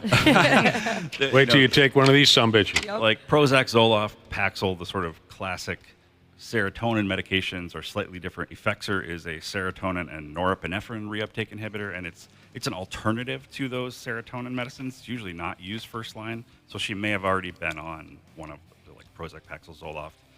But whatever. It doesn't sound like it's working at all, and possibly making things worse. So, yeah, getting back into whoever prescribed it, soon would be good. Sometimes if you are started on a medicine or the dose changes, you can briefly feel really revved up like that. And there are either doing a slower dose change or possibly using a short-term prescription for sort of more of a sedating medication to help you get through that transition is possible. It sounds like anxiety to me, really, really bad anxiety and panic. By the way, someone texted in who said, back to that baby, 3-week-old baby that's arching its back a lot. Someone texted in and said, babies arch their backs when they have baby farts. Oh. Yeah. Which is disgusting. Baby gas. Baby gas. Yeah. I mean, they certainly, they can look pretty uncomfortable. You ever had that problem, Josh, with, say, my godson? Not that I remember. Is it a problem now? Where he arches his back? No. Well, just gas in general. Well, it's more of a show than it is a problem. Oh, no. He's ready It's to a present performance. it to you. Yes, here you go. He's an artist. He likes that bit. Yeah. Dr. P. Jesus, before we go, a listener has a question about an enlarged heart. I have an enlarged heart. It's only pumping about 45%. Normal is 50 to 60, according to this text message. Doctor wants me to do a treadmill stress test. That's little brother trucker Jesus. He wants to know what he's up against with this stress test. How far are they going to push a player? Well, they don't push you to the point of having an event. I mean, I hope not. They're monitoring you very, very closely. Yeah. Basically, any stress test is it's getting your heart working either through exercise on a treadmill or a bicycle, or sometimes if people can't do that or for other reasons, you can actually be given an injection of a medicine that makes your heart go fast. Ugh, that's scary. Yeah. And that tends to feel weird to people. So I think if you can exercise, it's better. And it's basically just the heart rate increases. You need more blood flow to your body, but you also need more blood flow to the heart. And if there's any narrowing of the blood vessels to the heart, you start to see some, basically, I would almost call it like signs of fatigue on the EKG, where the heart muscle is saying, whoa, not a heart attack, but just it's not looking normal. And so it's an indirect way to see a blood flow problem to the heart. So it's more information. You might have to borrow your basketball shorts, Cubby. Yeah. I've got plenty of them. Something tells me that little brother trucker Jesus doesn't have a lot of fitness wear. Come on could over. be, right. We could shoot some in the driveway if you're interested. Let's do it. Yeah, and maybe he might need some sneakers too. There's Boots might not work. There's a couple of kids in the neighborhood. They'll put you through a workout for sure out there in the court. Yeah, but get that checked out. You got it. Great news. We got a new member of the Brotherhood. Putz Supreme Jesus and ZMX Jesus want to introduce Hear Me Roar Jesus. Back-to-back aces Jesus texting a happy birthday to his boy. We said he's very proud of. We all are. Happy 8th, belated 8th to Edith from Lab Rat Jesus. Happy 5th birthday to Layla from Mindot Jesus. And we were talking about it earlier this morning, a concert announcement this morning. 93X presenting Ghost. Saturday, August 2nd at XL Energy Center. Very spooky this time of year, but again, it's not till next year. Yeah. August 2nd, XL Energy Center. Get your tickets early starting Wednesday at noon on 93X.com with the 93X presale code word 93X Radio. Again, that's beginning noon on Wednesday on our website. Tickets for people who don't wake up early like you do go on sale Friday at 10 a.m. However, we've got a free pair you can win before anyone else if you text Sunshine, one word, Sunshine, to the Luther Bloomington Kia text line, 651-989-9393. Again, Sunshine is that code to text. Good luck. Thank you very much for listening, and hope to see you again tomorrow. The 93X Half-Assed Morning Show. 93X. The 93X Half-Assed Morning Show podcast is sponsored by Standard Heating and Air Conditioning. New episodes drop each weekday. If your podcast platform has ratings, go ahead and give us 5 stars and maybe give our enemies 1. Thanks, and here's a word from our sponsor. Hey, Ashley here. Get your home ready for winter. Schedule your furnace tune-up with Standard Heating and Air Conditioning and save $30. Have a boiler? Save $40 on your boiler tune-up. Visit standardheating.com to book and lock in your savings. Stay cozy, stay ready.